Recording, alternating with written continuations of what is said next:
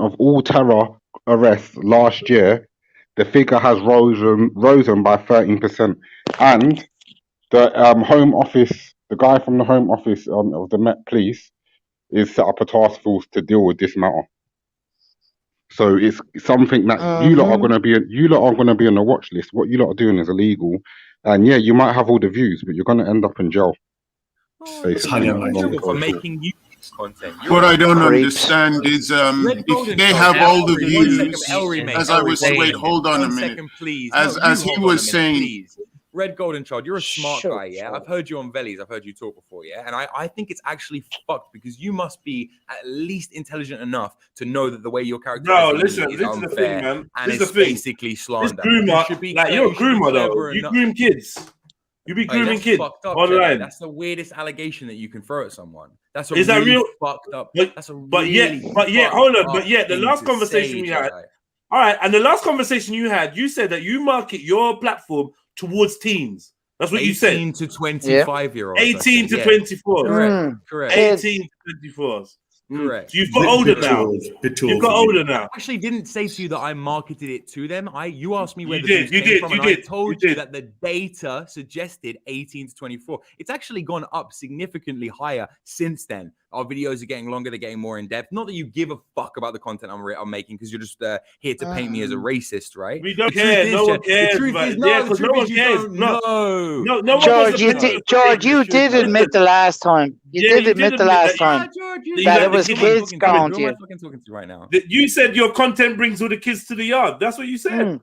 No, I didn't. YouTube explicitly filters kids from watching my. You know, Jedi, you're a YouTube Jedi. You are a YouTube content creator. That means when you upload a video to YouTube. Stop it. You no. We don't do nothing the same. You market to You know kids. what I'm about to say. You market to kids, don't you? You have market to tick to the box kids. every time No you one, upload a nah, video, bruv, I don't know. Jedi? I don't You pick have no to say box. this is not made. You for me. market What to do kids. do? You market when you to upload kids. a video, You Jedi, market and it to kids. asks you, "Is this You video market made your for shit to kids?" Do you kids. tick yes? You market or your do you kids tick to shit. no? Come on, man. The Jedi, boomer when generation YouTube is kids, asks bro. you, I don't know why you're trying to lie. I don't know why you're lying. Hey Just Jedi, know. when They're YouTube kids. asks you when you They're upload a kids. video, Kids. hey You Jedi, market when you your upload shit a video to kids. to YouTube, I don't even know why hey, you're Jedi, lying. when If you we- upload a video to if we YouTube, don't- if and we it go to asks you, Generation is this Z, yeah? made for If kids? you look at images Do you of tick yes Generation or do Z, you yeah, tick no? you would How old is see someone who's a kid, Jedi? How old is Generation someone who's a Z kid? are kids. No, they're You should know what a kid is. Come on. Is it a blurred fucking? I'm not sure when I'm allowed to speak. Blurred line or Generation Z? I don't know if it's Is it a fair on blurred line Jordan. for you? Forever, you know? Listen, I don't think listen, it's fair on listen, Jordan and listen. stuff. Jordan doesn't go for the young ones. Anybody do. born between 1996 and 2012 is Generation Z. But I think, to be fair to Jordan, his audience is much older than mine. Mine started 13.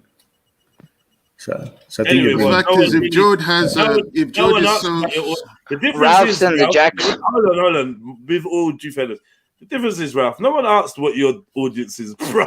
Like, bro, what are you on about, bro? Like, what audience you waffling about? Listen, I think George, it's important. stop grooming kids. One second. Jedi, you believe it. You agree with me, don't you? You believe the children are the future, right? Stop grooming kids. That's what I agree with. I agree that. Get out of the toilet, Ralph. An organization I believe It does that you, include this article does.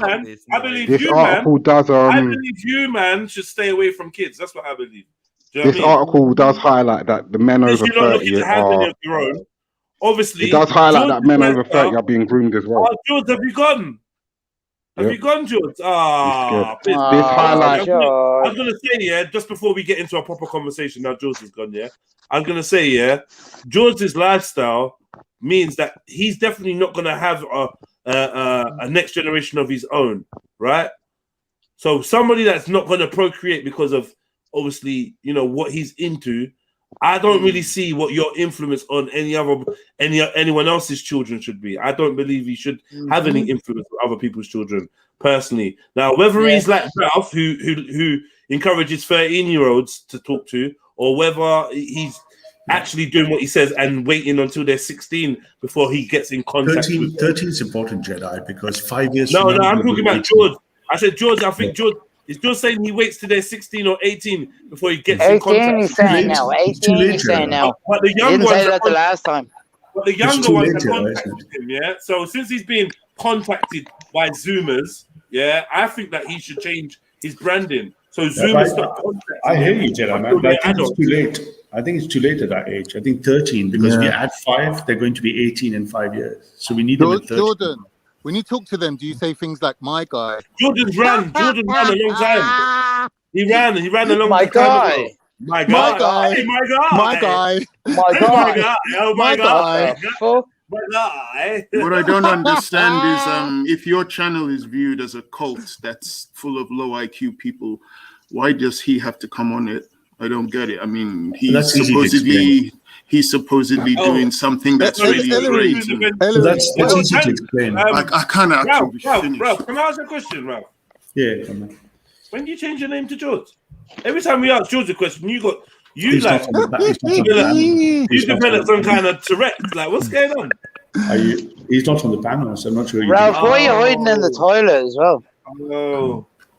And the other thing that I found weird is he kept on bringing up Dan's name for some reason. Have you figured out why? Because Dan came on the channel and revealed some information about him. It seems to have affected him. He keeps on bringing up Dan's name. It's getting really obsessive and pointless.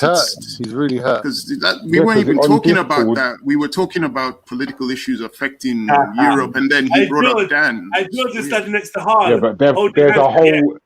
There's a whole reason. Jordan Harl are in there, like, you know, the Dragons Den lift back down. We're like, yeah, he's a dickhead, didn't it? Yeah, he's a dickhead. Yeah, go, holding hands. No, I was invited to a Discord group where they're going to expose him. It looks like Jordan seems to have triggered your whole panel, right? I can answer simple questions as to why. You probably didn't know, but go on. I think you don't understand the meaning of the word the reason triggered. we come here is ahead of phase 4. We need to test ourselves against the public echo chamber. Raul Pesh has made it onto Trilluminati. We're testing ourselves.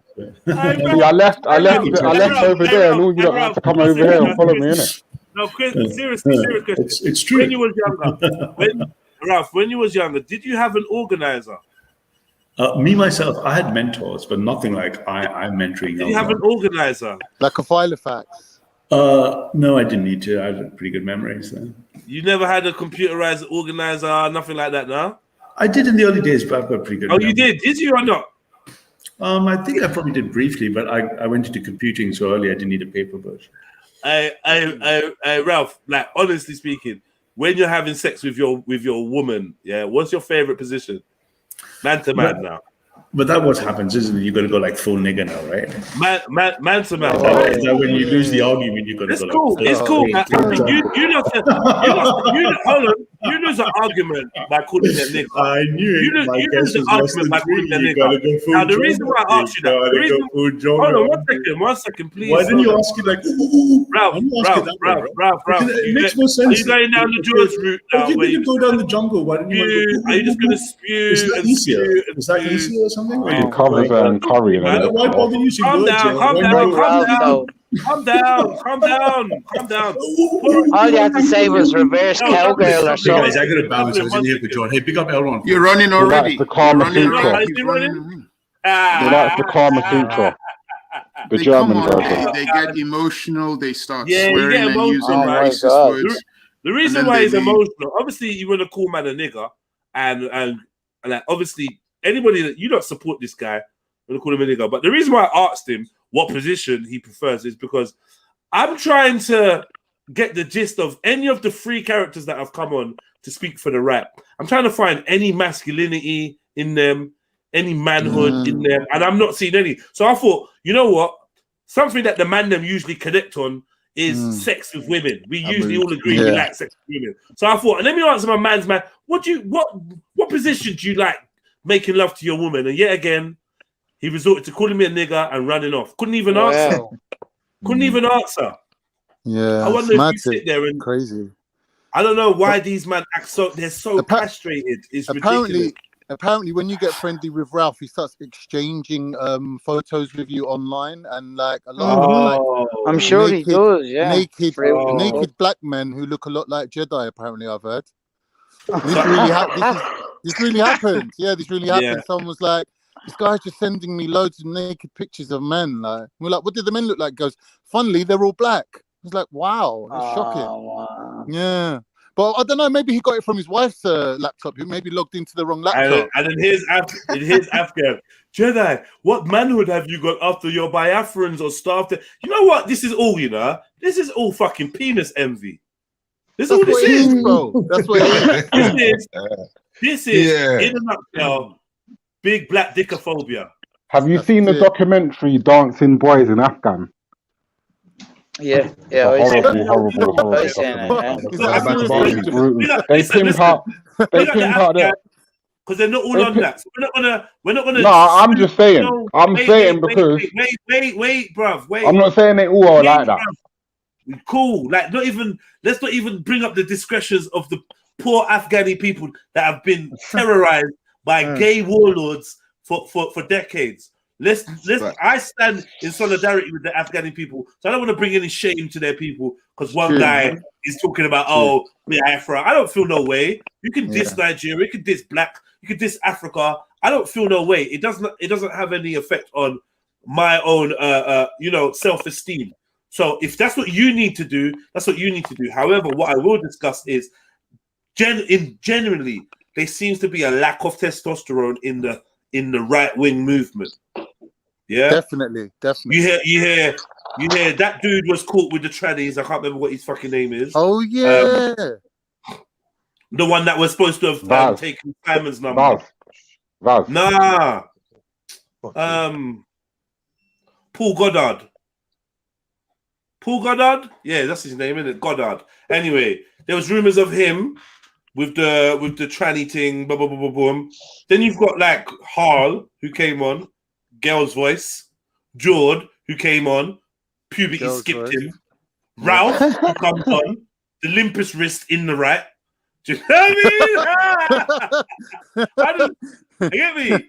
I don't know, man. But they're all hanging around. They ran, but they're all hanging around, scuttling around in the chats. The big number. Every time he does a Sikh Heil, all the dogs in the park sit down. Yeah. It's weird though. Here we go. Right. Yo, Afghan, what's up? Listen, I find it funny that you like mock Afghans and that, Jedi. At least we defended our nations, unlike you Biafrans, right? Getting fucked by your own Nigerian brothers, yeah? Yeah. I think you're kind of deaf because what I said was... Look, we were never enslaved like... What I said was I wouldn't mock other Afghans. That's what I actually said. I'm not going to be mocking Afghans. So I don't know. Well, you've come on to have a cussing match about Nigeria. Show me one war you fought with the British, bro. You were slaves. You sold your own people to the white man. We have to listen to this guy. Hold on to. We can't keep giving these guys the privilege to just shout all the time, man. That's it. No, but he's gone now. He's gone. Look. What I'm trying to show you is, I remain undefeated when it comes to having a conversation. He got in his feelings. You can come on and say what you want. He got in his feelings. Remember, I went on. Red. Remember, nobody even mentioned Afghan. He came into the chat to start talking about this and that because racially, these men are sensitive. You start talking about prowess and manhood, and then all of a sudden, you're a nigger and a monkey noises. People that weren't. Remember, he started talking about Biafra, about manhood. I didn't mention Afghan at all. He started talking about prowess, manhood and Biafra, blah, blah, blah, blah, blah. I said, you know what? I'm not even going to diss Afghanistan. I even stopped other people bringing up facts about Afghanistan. He came on to tell us that we're monkeys. And if you're going to diss Afghanistan, look, these men are triggered. These men have got like an emotional, they've got like an emotional pressure pad.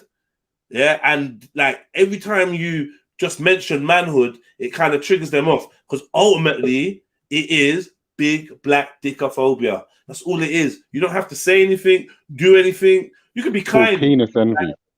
Right. I'm not gonna diss Afghanis. Oh yeah. I'm not. But can I just say I wasn't dissing Afghanis. He was on a platform 2 weeks ago, and someone in the side chat wrote the name of the documentary. I went onto YouTube. I typed in "Dancing Boys in Afghanistan," and I feel bad that that's going on in their culture. It's a traditional thing that's come from, they said, Pakistan and from the Roman Empire.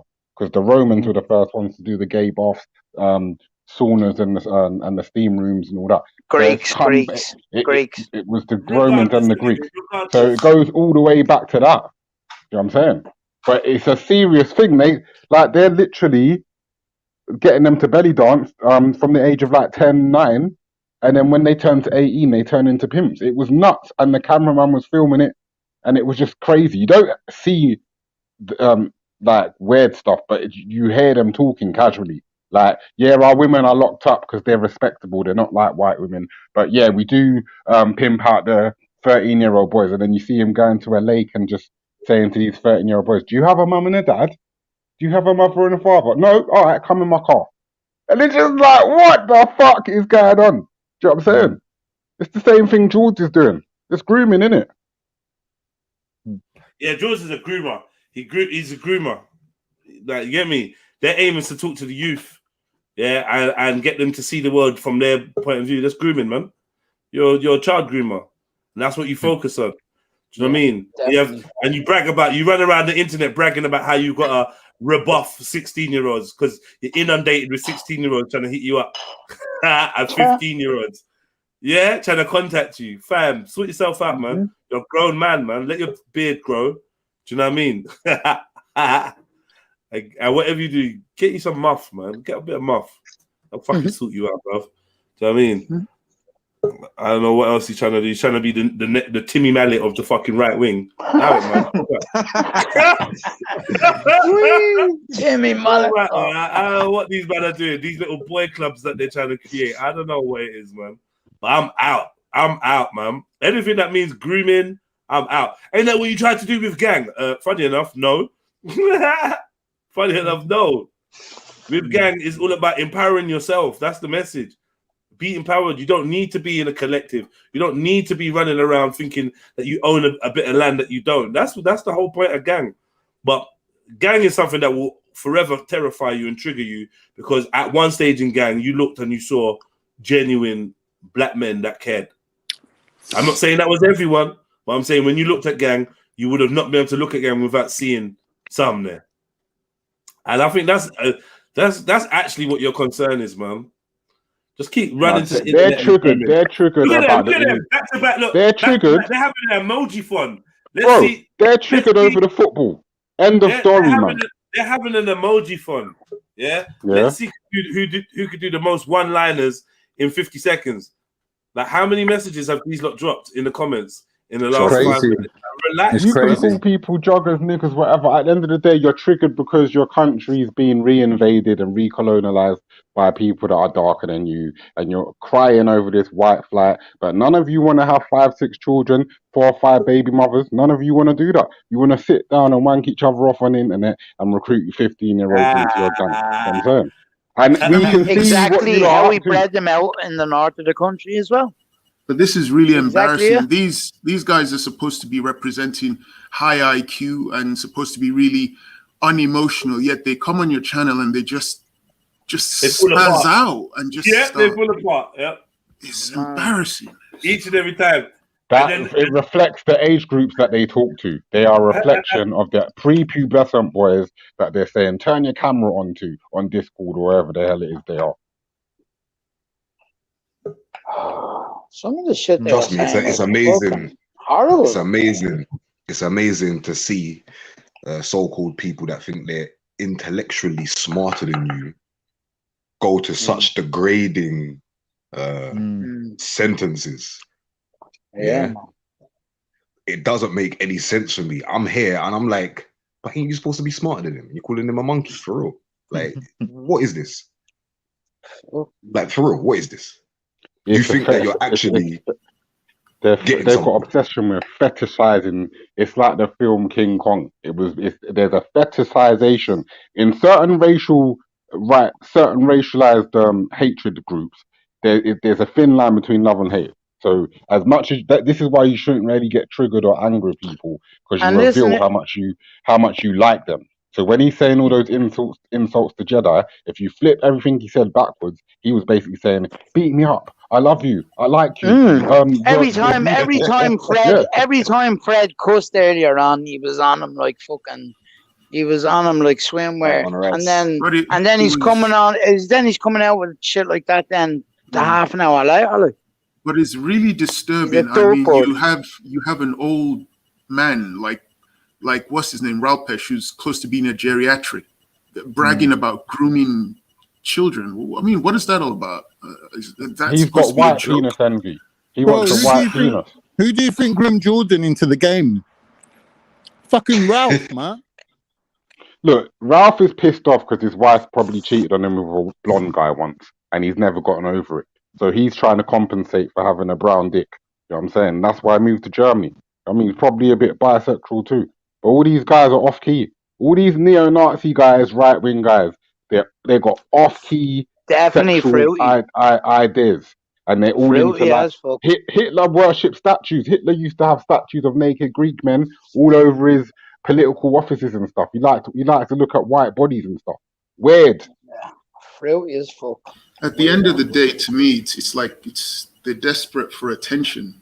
It was like they needed to get Jedi's attention or the other people on the panel. It's like they're desperate for they're just desperate for attention, which to me is kind of sad because it's like they could just do their own thing, but they're desperate to have your attention, which is weird. If you walk around, look at this quickly though, Red. Yeah, I asked man what position he likes to fuck his woman in, and he left, didn't it? Yeah, he couldn't answer that. Called me a nigger. I left, but yet he's happy. 10 minutes later to be still in the same chat, expressing his love for mass grooming. Like when I mean, yeah, listen, whether joke or not, there's definitely truth in this. When I mean, yeah, with a lot of these man, if you can't imagine these man with a woman, that's no surprise.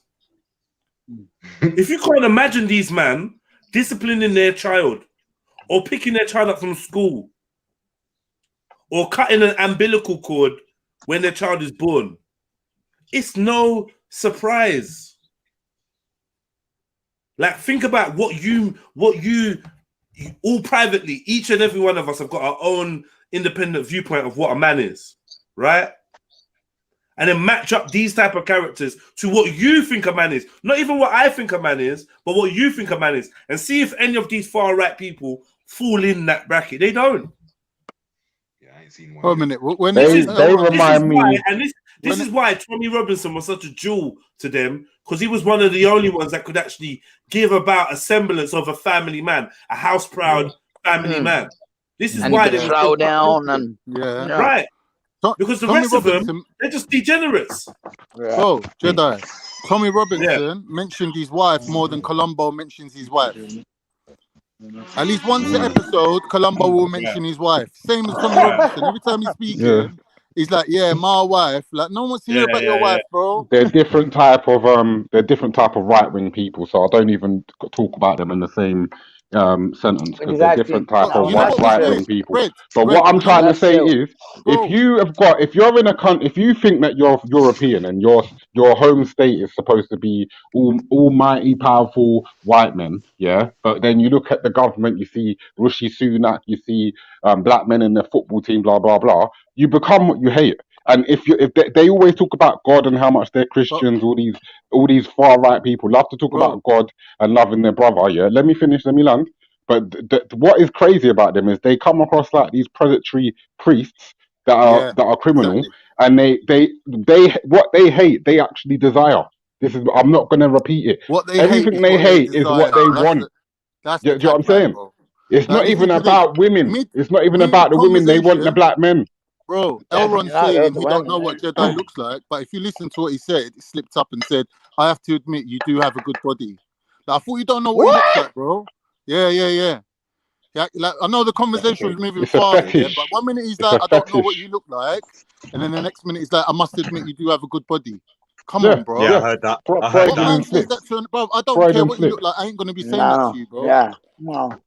I remember, like, I don't want to get too freaky, but the internet has allowed everybody to search what they want in a category, what they like, online. So it's got that kind of the fetishization's It's a got worse. fetishization, It's got worse than it was in the 90s, because now a man can go, I hate you, but I love you. I hate you, but I love you. You know what I'm saying? I hate you, but I want you. I can't have you. You know what I'm saying? I live in Germany. I want someone a bit bad and rough and tough, but I can't fly over there and it's COVID. And Red, you know this motherfucker as well from before, right? Bruv, he's got worse. They've corrupted him. He's got worse. He went on. He showed his face on camera once, and the internet. He almost broke the internet. Some girl called Jenny clipped the footage and was like, "Oh my god, he showed his face." Yeah, it was a big moment. You know what I'm saying? Wow. But whatever, man. I do think that there's a genuine fixation on Jedi in particular, and I don't know why him out of everyone, but they're just fixated. And like coming on the panel and saying certain things like the N-word, to them now it's like this trophy. Like, yeah, I went and called Jedi the N word. Like, what the Let me tell you a It's like- story, Khan. Back in 2020, there was a protest taking place at Marble Arch. A group called All Black Lives UK were protesting, talking about racism, systemic racism, police brutality, all of that. I was there watching them. Ralph was there as well. I couldn't believe my luck, because a year earlier, Ralph had racially abused me on the panel. So when the group decided to march down Park Lane towards Whitehall, Ralph decided to follow them and decided to take out his phone to film them. So I decided to let Ralph know exactly how I felt about him. I walked up to Ralph, and I'd never seen a man so scared in my life. His eyes were as big as hen's eggs. His left hand, which was holding the phone, was shaking. Well, he smokes all them cigarettes. I stood right in front of him, and I waited for him to say something, and he kept his mouth shut. Wow. The point that I'm mentioning is, as you mentioned, they want to come on and say these things, which is fine. But for some reason, when you meet them in person, it's completely different. And I can back up that story, Illyri, with I was present in Speaker's Corner when some guys rounded on Ralph, and he screamed and ran. They've got a knife. Someone's gonna. And he screamed and ran. Yeah, wow. and was genuinely petrified. Was genuinely scared. Police. Genuinely, I was standing right there. I saw it. Yeah. He was literally no more than 2 meters in front of me. It happened right in front of me. So I understand what responses Ralph gives to another grown man challenging him. I see what it is. So I'm never rattled. I don't feel away. Ralph called me a nigger. It means nothing to me. You know what I mean? It just doesn't even really mean that. But yeah, definitely. Going back to Khan's point, I think just because, I'm just an archetypal black man. You know what I mean? And I run my energy in a certain way. And despite the education that they feel they have, despite the genetic upper hand that they feel they have, and the social upper hand they feel they have, somehow when they're around me, they feel less than men. And they can't quite figure what that is. Somehow they don't feel smart enough. They don't feel slick enough. They don't feel impactful enough. And that's really got to hurt when you spend your time learning the techniques to try and trigger people, and then it just doesn't really work. Or your psychology just bounces up. It's just like, bruv, come on, man. Who are we kidding here? Who are we kidding here? All these words, all these fancy shenanigans. You don't even want to have a stand-up conversation. You don't even want to have a dialogue. You're literally refusing a dialogue. For some reason, all three of them decided their technique was going to be, I'm going to ignore the social code. I'm going to ignore the etiquette. And I'm just going to berate everyone's ears with nonsensical sentences. Right? That's the technique. So you could be like, so George, what do you think of the... Harlan was like, oh, you're so unattractive. Oh, I so wouldn't fuck you. Oh, I don't want to suck your dick. I wouldn't like to see my girlfriend get pounded by you. Oh, definitely. Get me? And I'm just like, yo, what is this? Can we have a convo? While you Can we have a convo? And then Ralph was like, yeah, now we're on stage, we're on stage 4, stage 5. And I'm just like, oh my God. Like, I feel like falling asleep now. No one cares about your secret stages and phases. No one cares. We used to answer these kind of questions like 2 years ago. Yo, Ralph, what phase are you on now? Yes, well, and we crack up and do wanker signs. We do wanker signs when you talk. No one cares about what phase you're on, bro. Yeah? When you're in Speaker's Corner and approached by 2 men, you jump out your bloomers. 2 men. Yeah? So I don't know what stage you're on. Yeah, so in stage 5 of the, because we're now implementing. Bruv, shut the fuck up, man. That's have to say. What's your favorite position, Ralph? What position do you like fucking the shit out of your woman in? Tell me. No answer. No answer. Just to call you, nigga, you're going full nigga now. Nigga. Run away. And then type in the chat for 15, 20 minutes until it looks like you haven't completely melted. Because that's another thing, is damage limitation. When you jump out off the panel, you have to go in the chat to show, I'm not too scared to interact with you. I'm just not going to talk right now. But really, you want to be as far away from this channel as possible. And this is a reason why you don't come here. You're probably begging, please, Velly, come back. Please, Velly, come back. Elron ran off. Elron, like, to be fair, Elron, yeah, like, you could stay on the panel all fucking day. You're just one of them kind of racists. Like, you just don't have the oomph. I don't know if it's your German accent or whatever. You sound like a cartoon villain. You don't sound scary or like, you know what I mean? You just sound silly. I could talk to Elron all day, man. But Harl, this guy's. I thought it was George. Like, you ain't got your own voice. Like, I'm saying 2 people from your movement sound that gay accidentally. No way, man. No way. Like, literally, no way. He came out of his little ball sack, bro. Yeah, and was like, "All right, fucking nigger," and then he was gone. Like, bro, like, where was the whole time you've been here? I don't understand anything that you said. I think Harl is the type of guy that would look left and right and turn his phone off before he thought the word nigger in his head. Yeah? Yeah? He's so scared of the word, like, he's got security fucking applications to stop anyone detecting his thought processes. I'm telling you right now, you're so scared of being you. Yeah? Look at you, and I'm looking at him in his little Matalan jeans and that, yeah. Like, you're gonna be taking his little picture. Yeah, with his little comb over. Like, I'm the most attractive. I'm like, bro, you don't even believe that in that picture. Like, come on, man. And your aftershave you bought in the queue at Sports Direct. Stop it, man. You get me? Please stop, bro. I don't know what this is, bro. I don't know what this is.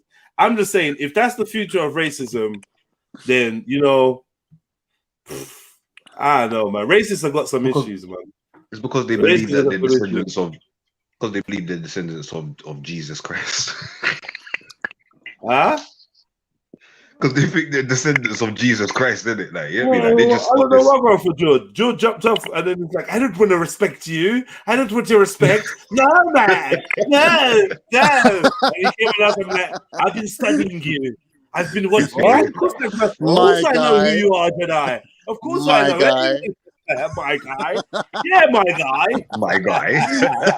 The truth is, when he came on your channel last time, Jedi. My guy. Yeah, when he came on your channel. My guy. And, make sure you know. Make sure you know, my guy. Just make sure you know, my guy. I am Diddy. The truth is, when he came on your channel that time, the questions that you asked him, I was there. There were, I think, M.A. Brown. There were a whole host of people.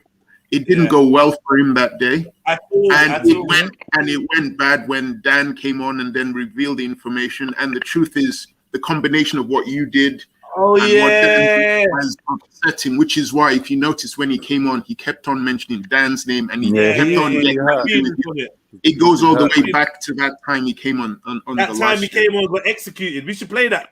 We should play that video, man. And even his friend knows about it. Oh, his friend knows how I titled the video, what it looks like, the thumbnail, everything. He's proper upset.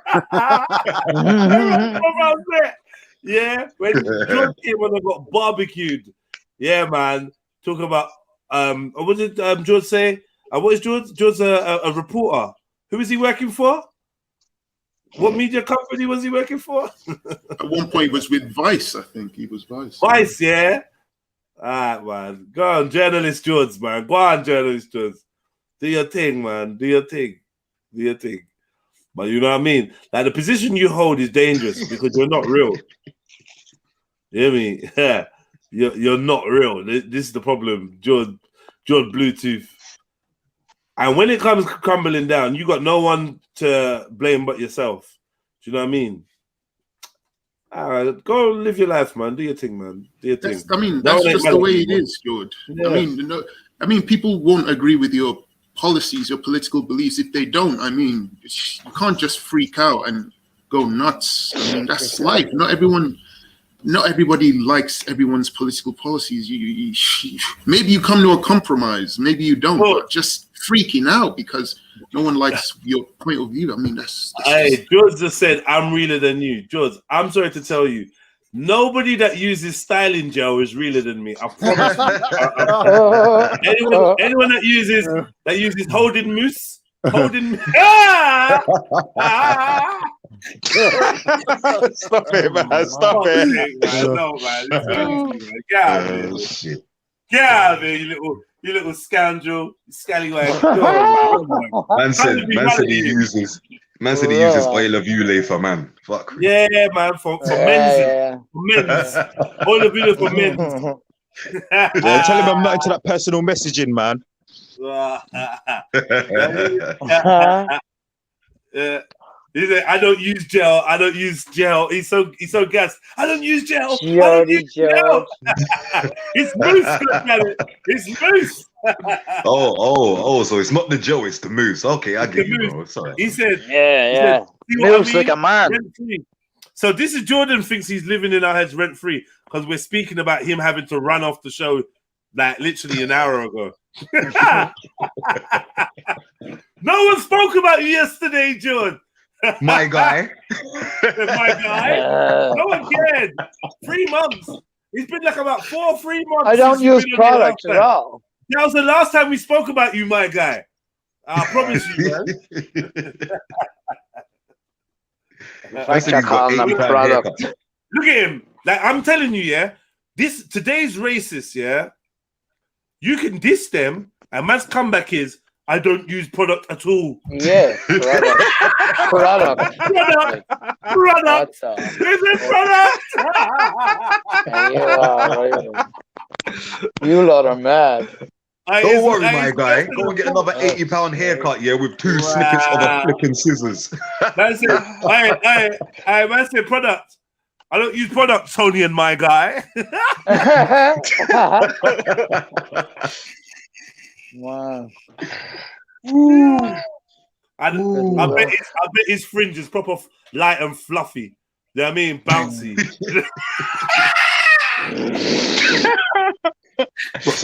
Definitely got some jelly in there. You know what I mean? Some jelly. He said don't get him mad. Don't get him mad. He said he doesn't use product. No, he used the proper product. He might just use tap water. Tap water, boy. Hey! Tap water on the way out. Oh, God, man. He's funny, man. That's why he's got the fucking hat on. That's why he's got the Russian hat on. Yeah, he's probably bald, yeah. But I'm not gonna lie to you, yeah. Nah, the phallic symbolism, that's what's weak. You got your mouth wide open with the cigar. What the fuck? Naked with the communist hat on. I don't know what's going on. Yeah. I'm confused, man. What's happening to you in this picture? It looks like he's trying to recreate a Simpsons character. Yeah, this is not a man picture. No. That's Jimmy Savile, man. That's Jimmy Savile too, bro. I don't know whether he's enjoying it or he's in pain there, you know? So you telling me that there's 16-year-olds sending messages to profiles with these type of pictures on? Yeah, man. Exactly. Come on. I'm out, man. And then Ralph is claiming 30. Ralph is like, yeah, I can explain. I said, why would you be talking to 15-year-olds? Ralph is like, let me explain. I can explain. Jedi, hold on. You're suspect from the jump. He's gonna start talking to himself now. Look, he's called himself Carol in his other account. Extremely Carol. Yeah, I know Carol. Yeah, I know Carol. Yeah, you believe in me, don't you, Carol? Yeah, I love you, George. You're the best. Sue Carol's gonna be like, the biggest view. I call bullshit, bro. I say that's you or Hard or Ralph, or that's your joint account. I call bullshit, bro. Too quick. Yeah. The pic is beautiful. The pic is beautiful. Yeah, too quick. No.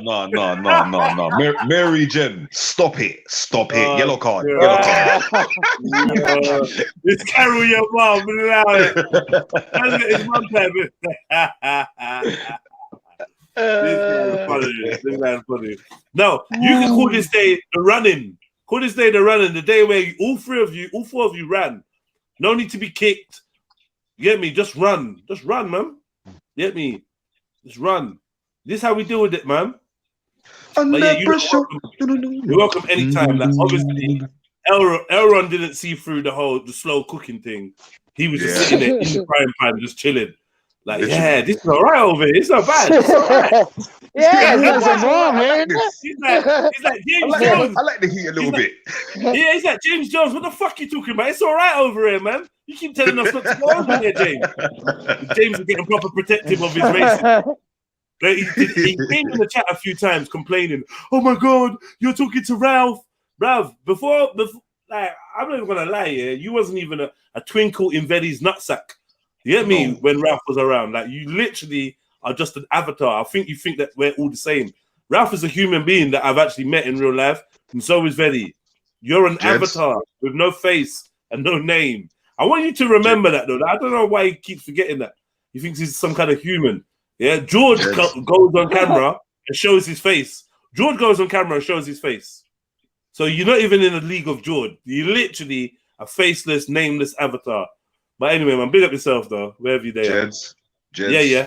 The alternate reality has literally shifted while we've been talking. Just look at what Mary said, bro.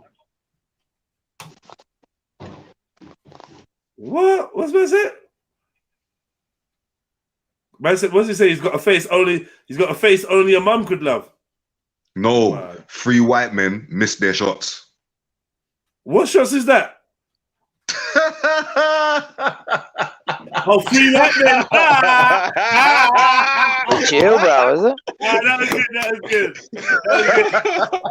Yeah, that's how you get me. You have been missing penalties for the far right today, for real, man. Shit, man. That was good one, man. That was good one. Yeah, man. Now, but big up Elron, man. Elron's funny, man. Like, he actually should come back. He's funny, man. He's like an ornamental racist. He just sits there and kind of just, do you know what I mean? He doesn't bother people too much. He's not too clever, not too smart.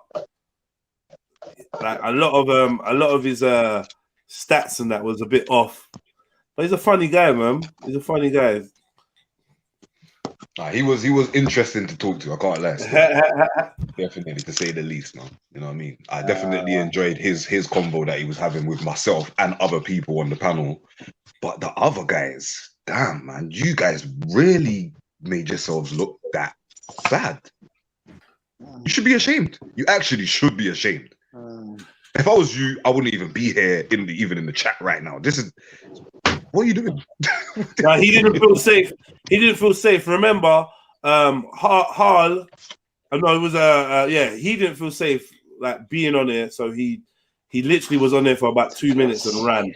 He's all up in the chats, but you know, like, there's no way that somebody like George would come on here and have an actual conversation with me one-on-one. He wouldn't do that. No. None of them. I wouldn't advise any of them to do it.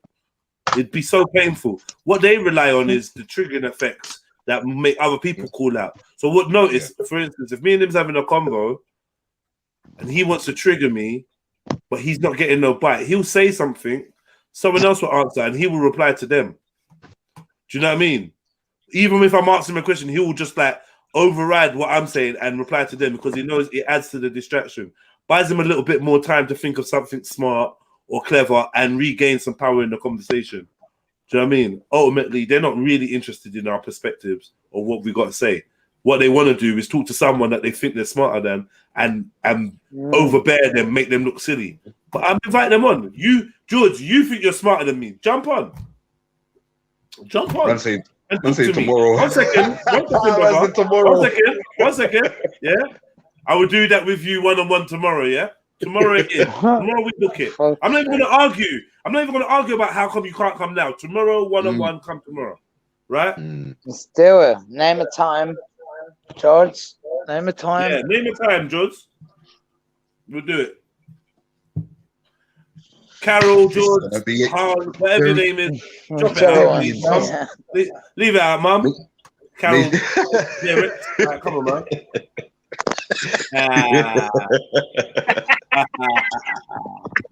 You know how it goes, man. You know what I mean? Sometimes these little boys fall down and hit their knees, and then their mum's got to come and hold their hand and rub their knee for them. You know what I mean? Coward in real life, coward online. Trust me, bro. Got nothing to say. Got nothing. I don't mind Elron. Yeah, big up everyone, man. I don't mind Elron like what the man then was saying because he's like a cuddly racist. Like he's just like cuddly racist. No, because Jay ain't gonna hit you with no points. He ain't gonna hit you with nothing to think about. Like, you know what I mean? It's minor. Don't talk about 1v1, George. State a time. Like, it is like, what, you're incoherent now as well. Stand on. No, he's time. Time. We all know 1 versus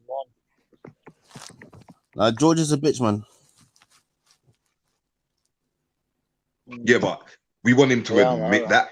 Do you know what I'm saying? Like, we don't want to just go on hearsay. You know what I mean? Just talk like it. Okay, that's cool, man. Yeah, I need him to be an open bitch. Yeah, you know. Okay. There's nothing wrong with that. Enough people come out in the open. Yeah, man, come out. Say, yo, my name is George, and I'm a bitch. I'm a bitch. Get me? Yeah, man. Change that last bit Bluetooth to bitch. George bitch.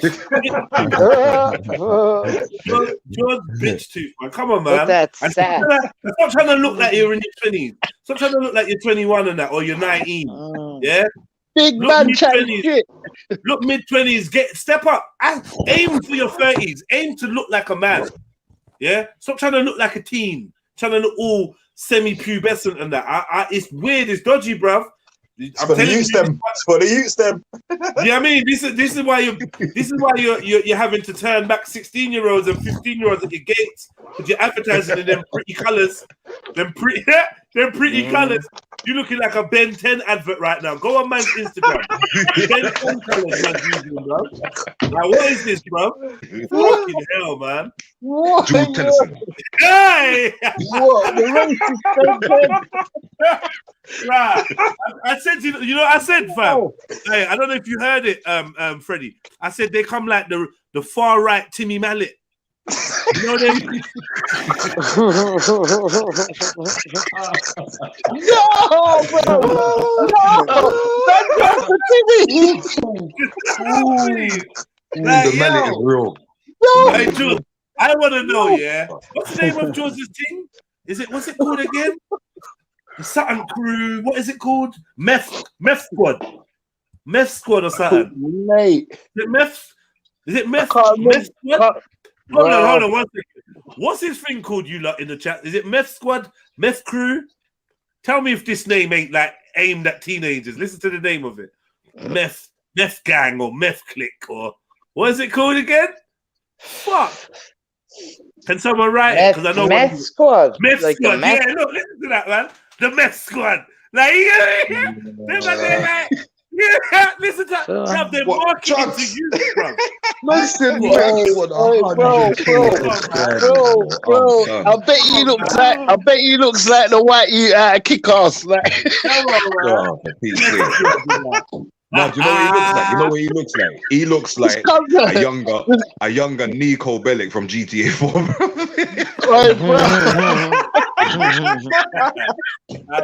Hey, bro, they link up in secret layer, bro, and Ralph.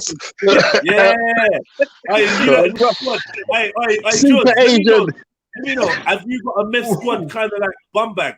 You know, pouch. You got a little bum bag. Where you put these special badges for the special boys. Have you got meth squad badges for the special boys? Have you? Do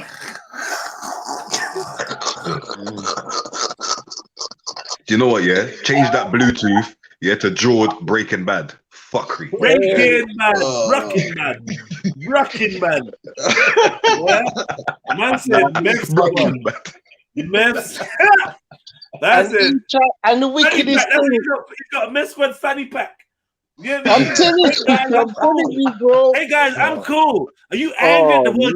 Are you angry at the way society is dealing with you? Join the meth squad. Yeah, they're like the Power Rangers. Meth squad.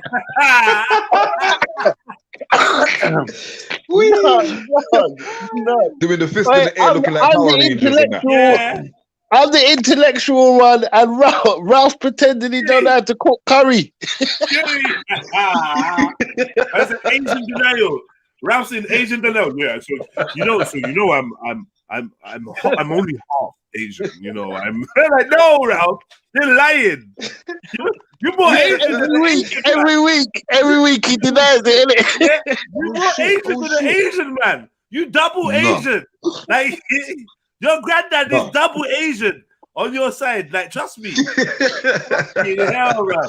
Hey, Arsenal, yellow card, Arsenal, yellow card, mate. Yeah. Hey, did you not ever hear Ralph say that my dad? He goes, my dad's one of them Asian guys that if you didn't know him, you'd think he was black. Yeah. All right, man said Andy Peters. Man said Andy Peters join the meth squad. Man said Andy Jack in the broom cupboard. Hey, I bet you George thinks he's handsome, though.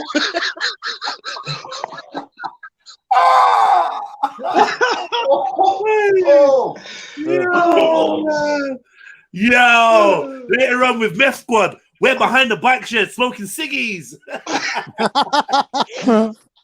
Oh shit! Nah, if you're listening, Ralph, I don't believe the story about your dad. I don't think you got any white features whatsoever. If you can prove to me you got a white mom, I'll give you 50 grand.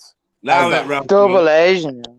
Ralph is double Asian, not double Asian. He's double Asian. Double Asian. That's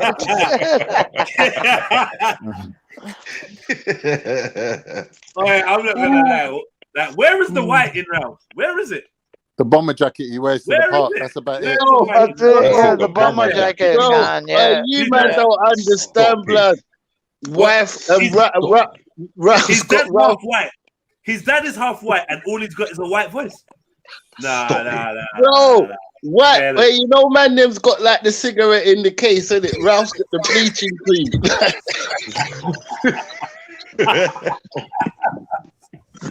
Great glass in case of emergency. Hey, fucking hell, man. No, bro, he's got one of them break glasses in his house, fam. You know he has. Yo, the meth squad, man. Fisher Price, my first racist. My thing, man. Nah, for real. I'm kidding it. You have to stop, Jay. You have to stop. Yo, the blue PR of racism. This is crazy, man. Meth squad, unite! You can see the split screen, innit? You can see the lightning and the split screen. you know, like their Megazord, like a daisy chain and that. Daisy chain, man. You know him and Ralph be fighting over the pink and yellow. You know, I'm pink today. Listen. You know your triggering is elite when they have to run back. Go on, George. Have another go. Go on, George. Go on, George. Have another pop. Go on, son. Go on, son. Go on, son. Say it. And you're meant to be intellectual. Go on, son. Go on, son. Go on, George. Go on. I'm nudging you in your rib right now. Come on, mate. Come on. Give them a piece of their fucking mind. Give them a fucking. You want George? Give them hell. Give them hell. You fucking give him hell, son. Give me that Irish fuck hell, son.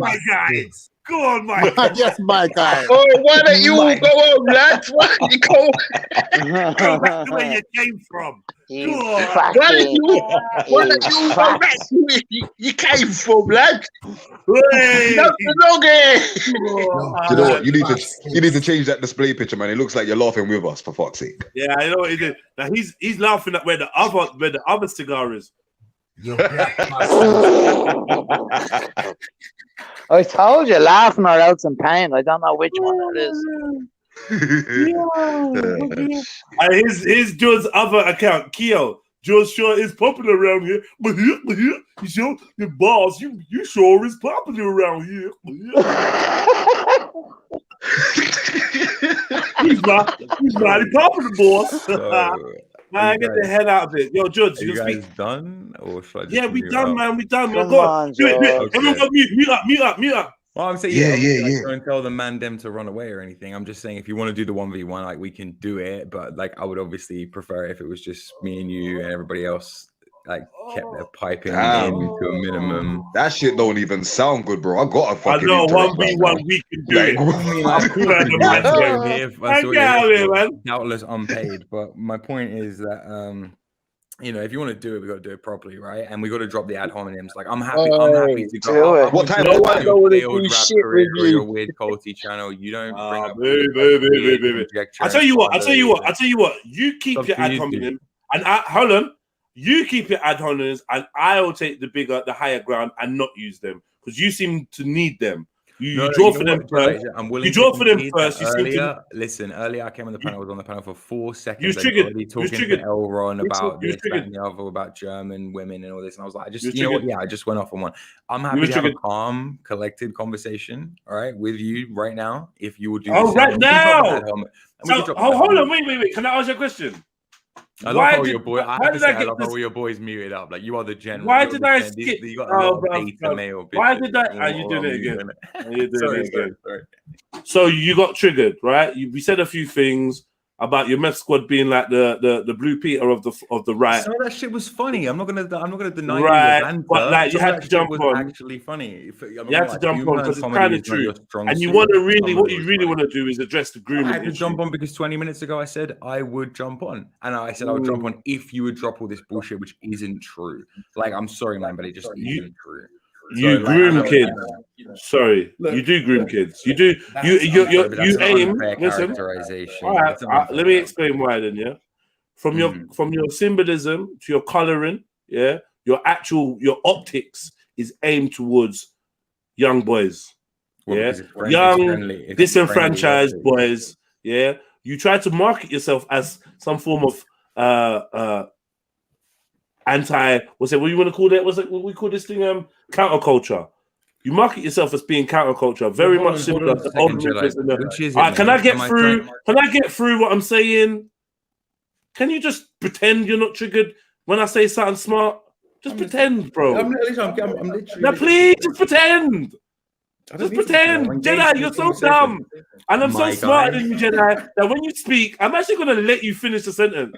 Okay, I'm not be triggered. Continue. Please, man, please. Just pretend that I'm chatting a bag of shit, and you're not fighting to fucking stalling so you can think of something. Bro, I'm speaking now. I'm speaking now. I'm speaking now. I'm saying in it, yeah. Obviously, you come to do a cleanup job, yeah, and I respect you for it. But just let me finish my sentences. That's all I'm asking for, right? So anyway, like I said, you market yourself as some kind of counterculture movement, innit, for the youth. And what you do is you pick up the young, disenfranchised, lonely, dumb kids, right? And you let them know, oh, you feel weird? You feel different? You feel like you're not really fitting in? You feel like your shit's not really being respected? Yeah, man, we got a home for you. Come over here. We cool. We play with Transformers and cars that change when you run them under hot water. And we got sandpits. Let me finish, man. Let me finish. Let me finish, man. And we got sandpits, and we got cool high fives and secret handshakes, and you can be part of something. Yeah? And these little kids who are looking for father figures, looking for good male figures, which you're not either. You're not masculine. You're not alpha. I don't even know how you represent boys or men, but I figure that there's a bigger, like a brother company over you that's kind of encouraging you to move in the direction you do. You've got to be having some kind of incentive, and I think that comes with some form of wage packet coming from somebody, right? You obviously got an interest in the media. You know what I mean? You've worked for different media groups like Vice and other papers like that, right? I've no doubt whatsoever that you have close links with people that would be considered quote unquote government or higher ups. No, without a doubt. Without a doubt. However, bruv, I don't know why. I'm just trying to speak to you. I don't know why you're so impatient. Why are you so unsettled? Is it too much? Is it too much information for your gargantuan intellect to process? No, it's well, then let me finish. Let me finish. Display your superiority by letting me finish. But you can't. Because everything I say is bang on. And it burns you. It triggers you. What is it? I don't know, man. But just sit tight, man. It's your turn soon. Your turn soon. So like I said, innit, yeah? Because you market this illusion of inclusion towards youngsters. You call them the Zoomers. When I look at Zoomers, when I pull up a picture of Zoomers, they're babies. They're kids, man. They're kids. They're no older than fucking 20. They're youths. And they range from about 15. And you know this. And this is who you market your I've got your brand of awareness to. You gotta let me talk that, mate. Can I at least rebut some of these? Right, cool. Okay, so listen, you have to make your mind up if I am trying to be, as you say, the racist Blue Peter, or if I'm trying to get an army of like teenage boys, right? Because those things are not the same thing. I don't know if you know much about like teenage boys, but they're certainly not into jazzy, bright colors or whatever it is that you described. What are they into? What are they into? Jedi, I didn't interrupt you, my guy. So like, you did. Okay, well, you know what? I'd shut the fuck up after a while. Hopefully, you'll show me the same civility, okay? What are they into? They're fucking Valhalla, mate. They're full-blown fucking, 1488, Swazis, pagan black suns, anything outside of that doesn't, like, explicitly name the Jew or fucking say black people or fucking anything that, like, talks to black people and, like, what I'm doing is considered cringe. As far as they're concerned, the kids of that generation, the conversation is over, the argument is done, and the next stage will be, like, being isolationist, keeping to ourselves, etc., right? They're not minded in the way that you think about, like, I don't know, joining some organization. They think all that shit is cringe. And I don't avow that shit either. You are correct. I used to run a Discord, and I have, since we last spoke, shut that shit down. Partly for some of the reasons that we brought up last time we spoke. I don't want to encourage it. I don't like the idea of like people being radicalized by content. Everything I make is designed to be funny and to de-radicalize people who I know already share the same views as me. Now, what I brought up to you earlier, Jedi, and it's such an important point because you yourself are a content creator. And this is why I know you're being in at least some way disingenuous. You have to yourself, when you upload a video, tick the box that says this is for kids or not for kids. Every single one of my videos is ticked not for kids. Doesn't mean that kids can't find a way of watching it, create alt accounts. This is what I'm saying to you. When you say to me, how many kids you talk to, I'm saying none, right? I'm aware that there are hyper radicalized kids on the internet around the world. That's a problem. That's on both sides, by the way. There's a lot of black kids who are super radical. I don't know if you know this. So yeah, I'll leave it there, I guess, because we're looking at research now. But look, the mischaracterization is one thing, grooming is one thing. I've gone out of my way to avoid these conversations, and when I've told you these things, I'll tell you what's happened. And you've spun them, and everybody has agreed with you because that's all right. So there's been an interest operation you run here. There's been an interest by the authorities into what you do. This is why you've had to back away from kids. This is why you've had to take loads of your content down from your YouTube page, and anything that directly referenced racism or whatever, you had to kind of tone it down because you knew it was being watched. And plus, the phase that you're trying to move into in terms of where you're trying to take your organization, you know that overt racism, overt symbology, anything that can link you to these movements is going to get you shut down and maybe even get you a prison sentence. You're not dumb, so you're going to step away. Just like the fuckers that say they're not radicalizing, the Islamists that say they're not radicalizing, they're going to say that because they don't want to come out in the open and be ousted, right? And that's exactly what you're doing right now. Yeah, you are deleting your Discord because it leaves too much of a paper trail to the past. Yeah. Same way you were deleting videos from YouTube and letting your fans know that the reason why you're deleting it is because the powers that be are onto you, and you speaking in code about it. I watched the video and I've seen it. You made a presentation. People can take it the wrong way. The censorship. No, that's exactly what it is. You know, that's exactly what it is. No, we're not dumb. We're not dumb. We get it. You're moving with the time. You can't just come out and just be out. One at a time. Delete videos. You can't come out. But hold on. YouTube's a minefield, man. All right, no problem, man. So look. So that's that. Generation Age in 2019. Look, now listen, you're trying to say that I'm radicalizing people, which again I have to refute. Let's get to the meat and potato. Let's get to the meat and potato, yeah? Listen, Jedi. What does it say? What does it say the age of Generation Z? What does it say the age of Generation Z was here? 7 to 22. But you know that's not what I'm referring to. How? This is Generation Z, aka the Zoomers. This is your generation. I told you, everything I've done is had age cap limits on it. Everything. Okay. So Zoomers, the phrase Zoomers describes 7-year-olds. Sorry, my bad. Sorry, I apologize. The term Zoomers refers to the generation known as Z, which here depicts 7 to 22-year-olds. You tried to tell us about 18 to 20, and I'm like, bruv, look, that's not who you was. It's exactly in that category. Just remember what you said last time you was here about the 15-year-olds and younger. I'm saying a couple people dying to be into my Discord. Bro, yeah, but you let's not pretend that you said your cutoff point was 18. You've now revised that and made it older. My cutoff point was always 16, right? For the Discord. Right, you've just now, but today you tried to make it seem like it was 18. 16. So I'm not saying that. So it's 16 now. Is it 16 or 18? If I did it now, it doesn't exist, by the way. But if I did it now, it would probably be something like 21. What's this? It would probably be something Why like did you delete your Discord? People like you, just because people like you. Why did you delete your Discord? Honestly, it was just too much hard work. It was a lot of people were trying to infiltrate it. Like a lot of people were trying to fuck with it. It was a nice closed community at one point, and people were I don't know, man. People want to destroy stuff like that. I'm sure you're aware of these type of people. Lots of young boys in the group.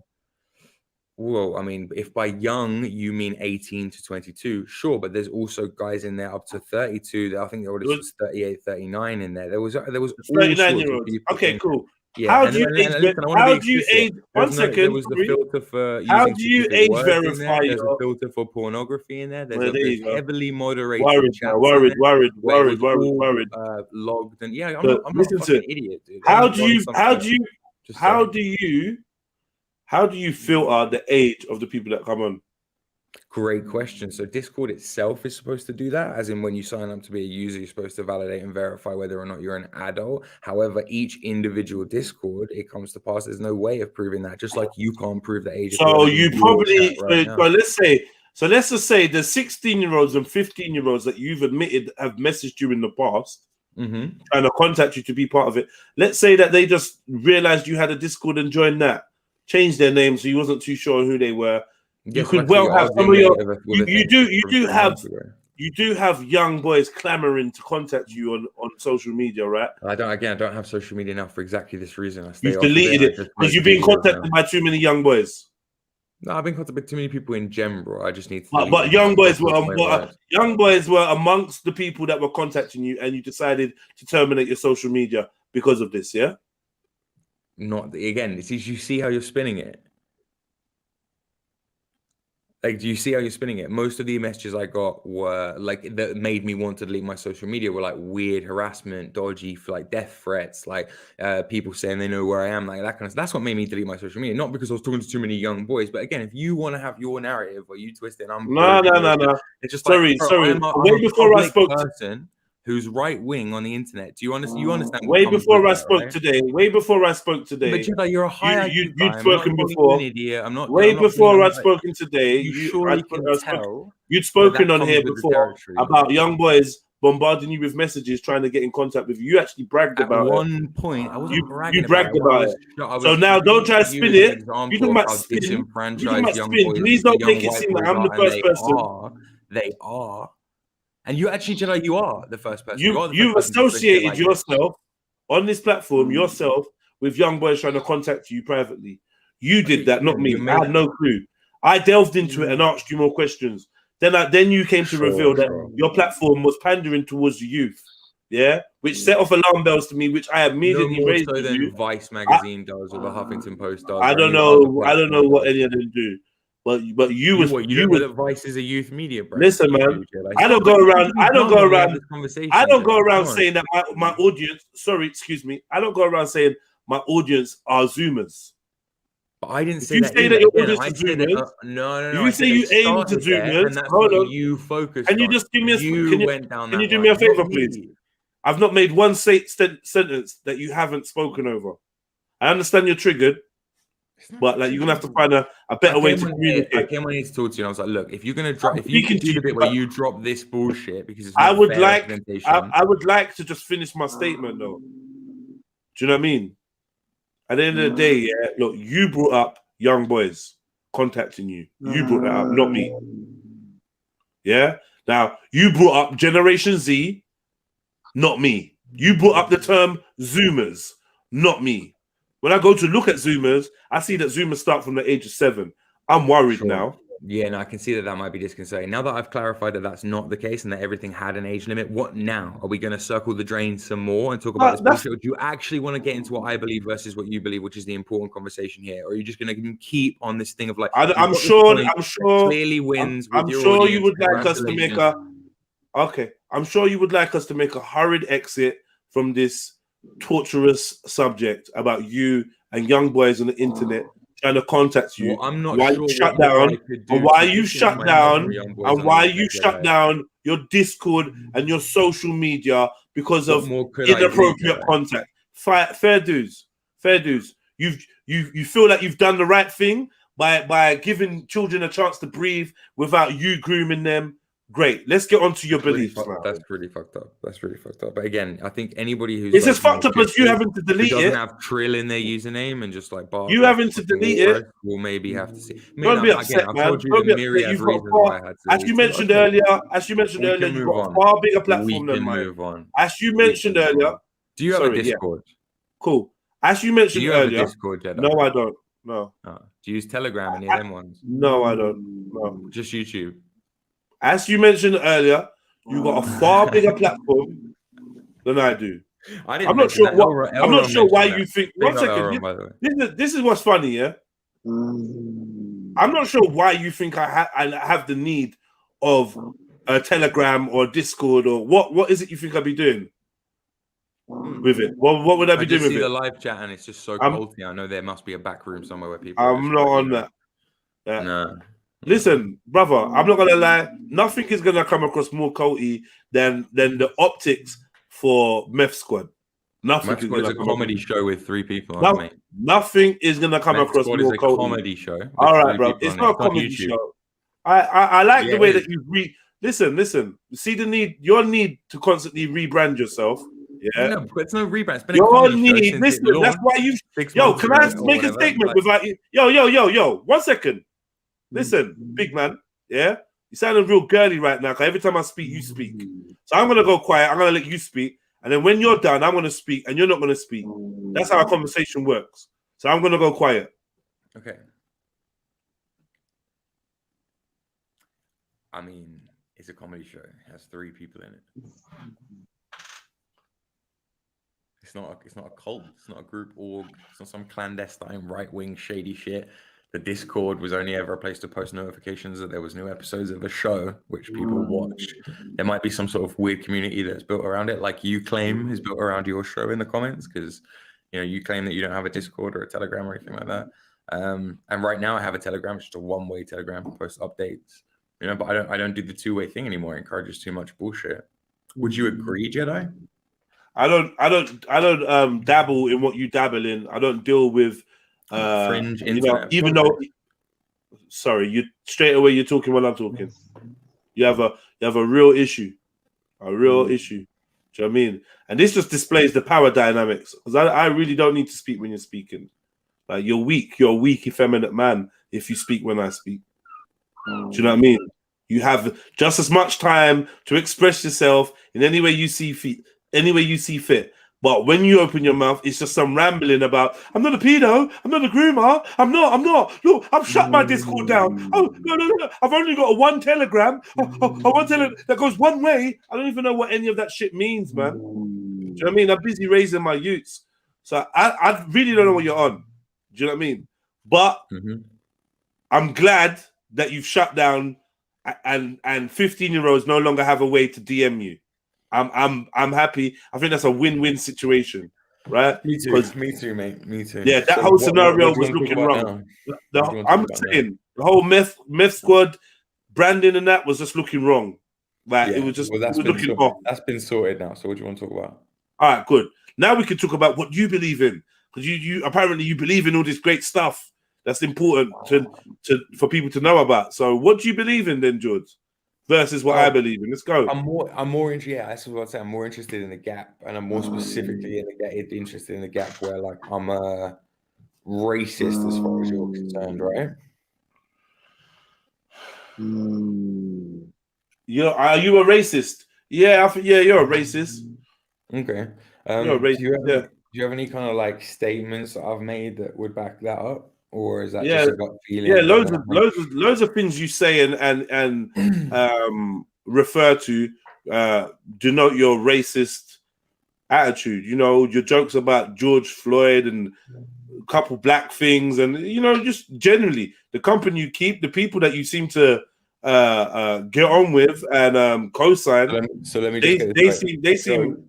All right. When the two people that have defended you, one called me a nigger, the other called me a monkey. Yeah. In the last hour, I think I know what I'm talking about when I say, yeah, you're a racist. But like, do you think I condone people calling you a nigger? Yeah. You think I condone that? You think I'm sitting there going, oh, that's brilliant. That's a fucking word. No, not necessarily that it's brilliant. I feel like you might not give that word as much power, because you know that ultimately it can be kryptonite to a person like you who has a kind of quasi-political platform movement. You don't want to be using overtly racist terminology, because that's the first way to get yourself cancelled. You don't want to get cancelled because you want to be able to infiltrate with your soft branding. Is more with your soft brand. Sorry, my brother. Sorry, I hadn't finished. With your soft branding, and your nod towards counterculture, you actually don't want to isolate people by using words that they run away from. In 2021, there's absolutely no need for an intelligent man to have to use the word nigger and be racist. Come on, we're not on the plantation now. Yeah, you could be racist in many different ways as well. You know it, and you will display that. And I don't think that's the only criteria. I agree with you. But what I'm saying is, if it's hard, because, like I say, I don't personally go around using that word. I mean, I don't say the N word because I think it's childish and it's kind of weirdly like But you've just used it. Why are you gonna go back to? Why you just used the word nigger? I don't know about you, but when it comes to language and linguistics specifically, like I'm a much more of a consequentialist. Like, I believe that context is extremely important in language. So when I say I would never use it, I mean I would never use it in a derogatory way. Say it about or to something. That's just me personally. I'm not saying I don't know people black or and. So why are you saying the N word then? Why are you saying the N word? You don't mean it in a derogatory manner. Just say I would never use the word nigger in a derogatory manner. I did. Why you now? You've just used the word. Sorry, please, hear me out. You've just used the word nigger, and then you've reverted back to N word. But both were not meant to be. Both were not meant to. Sorry. Hello. Please. There's a. I got this really neat thing. At the end of my sentences, like it's You know what I mean? It's where I make a point and then I kind of finish. If you let me get to that point, then you can jump on. It'd be amazing. It'd be amazing. It'd be amazing. The sentence has an end. It won't go on forever. I promise you. Right? You use the word nigger, and then you straight away you reverted back to the N word. What's the point of chopping and changing? You've said nigger. You might as well continue. If it's in a non-offensive context, as you say, then just continue. You've already used it once. If I was going to be offended, I'd be offended already. That's true. That's true. And I'm assuming that you're a grown man. I'm assuming you're not offended in that context. But you, as a question, this is a genuine question. You can feel free to tell me to do one, right? But do you think there is a difference between me talking about that word and using that word versus me calling someone that word? Do you see a difference between a soft A and a hard R? No, I'm not saying I'm not doing the soft A, hard R. If you're using it in reference to somebody else using it as part of a conversation, if the topic is about the word, then I feel like use it all day long. If you're using it in an abusive manner or whatever, use it all day long. Just be prepared for the consequences. That's all I'd say. Right. But contextually, of course, you can appreciate the difference between me saying it with a soft A to a white woman versus me saying it with a hard R to a black person. You can't see that. No. Okay. Interesting. No. It's soft A, hard R. It's bollocks, man. It's bollocks. You get me? If I call your mom a bitch, if I call your mom a bitch, I call your mom a bitch. If I use the word if you bitch, call my mom a biatch in a cheeky way to her face, nah, I can't, man. No, I'm calling her a bitch. It's all right. Everything's about inflection and timing and context. And it's disrespectful. It's how well you know the person. Everything is all about how well you know someone and where you are and situationally and no, of course, everything is. That's up to you then. That's a private arrangement between you and somebody else. Then, do you know what I mean? Interesting. You've got this private, like I said, man. You could call me nigger 1,000,000 times. I wouldn't do anything to you. On the 1,000,001 time, though, I might knock you out just because I can't. Right. It's a that's this is the power. The power of the word is when you use that word against me, I just think, oh great, he's giving me the green light to do whatever I want with him whenever I want. Yeah, I think a lot of people actually agree with you when the word that. And like I say, I don't go around using that word, but I think that there's no doubt a lot of power in it, right? But we'd be stupid to ignore the fact that it's incredibly powerful. Still, for historical reasons, cultural reasons, whatever, incredibly powerful word. So, okay, all right, maybe I was wrong on that line of that tangent there, Jez. Let me be a little bit more specific with you. If you think I'm racist, but there aren't too many examples you can give to back it up. No, I said no, there's lots of examples of the attitude that you lean towards. Now, what we're not going to do is play the game that unless I've heard you called me a nigger, then you're racist, or unless I've seen you, actively burn a cross on someone's lawn, I can't prove that you're a racist. It doesn't work like that. Your attitudes and they speak volumes. Well, I wouldn't burn a cross because I'm a Christian Jedi. But what I'm saying, what I'm trying to get across to you is that because you don't have any of this, like what we would consider direct. You're no more of a Christian than I am English. It's not a very nice thing to say, but I guess that's your opinion.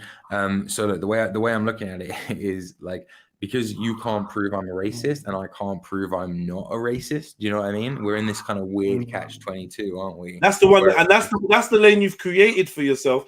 This is the new school racist, where you can't prove I am a racist, you can't prove I'm not. Tommy Robinson showed us these type of things. You can have you could roll out 1,000,000 fucking coons, 1,000,000 Uncle Toms to stand by you and co-sign you.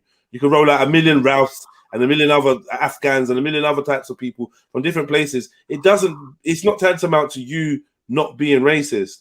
Me not catching you with the swastika in your hand, doing the high Hitler does not mean. I think one second. Sorry, I was just making. Sorry. I was just doing this small thing called a point. I was speaking. Oh yeah. Let me get to the end of it. I tried to tell you about this before.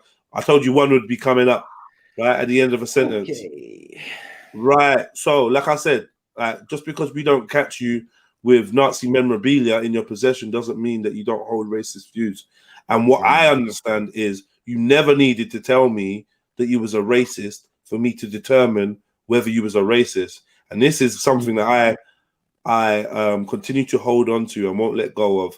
I won't wait for confirmation. I won't wait for somebody to have to tell me, oh, you know, he's a racist. I will observe your behavior, the words you say, and the stances you take, and I will let you know if I find that racist or not.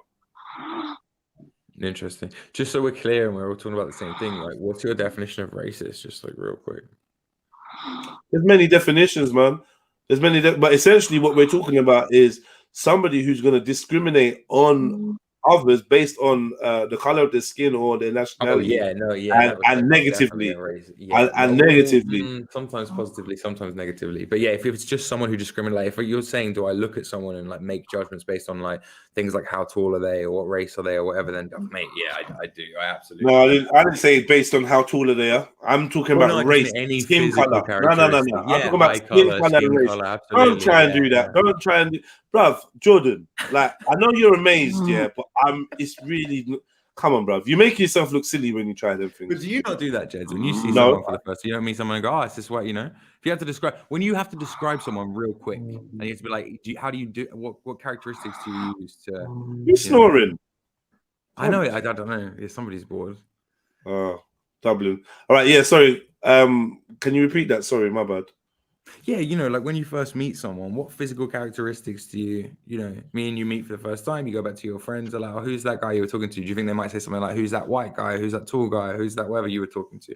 They probably would use some sort of physical descriptor, right? They'd say, who's that naked man with a Russian hat on and a cigar? Back to the ad hominems, yeah. No, I'm just interested. Now you do look naked in your picture. Sorry, you look naked. Yeah, it's all right. It's cool. And you got a Russian hat on. And you got a Russian hat on, and you got a cigar in your hand. I don't know why that's an ad hominem. That's me, a handsome looking chap. Why is this an ad hominem? Why is this an ad hominem describing your picture? We were talking about racism and what. But it's not ad hominem. I'm a racist. Yeah. Cool. But I just describing you. Sorry, my bad. It might be a distraction. It might be off point. Describing you. Sorry.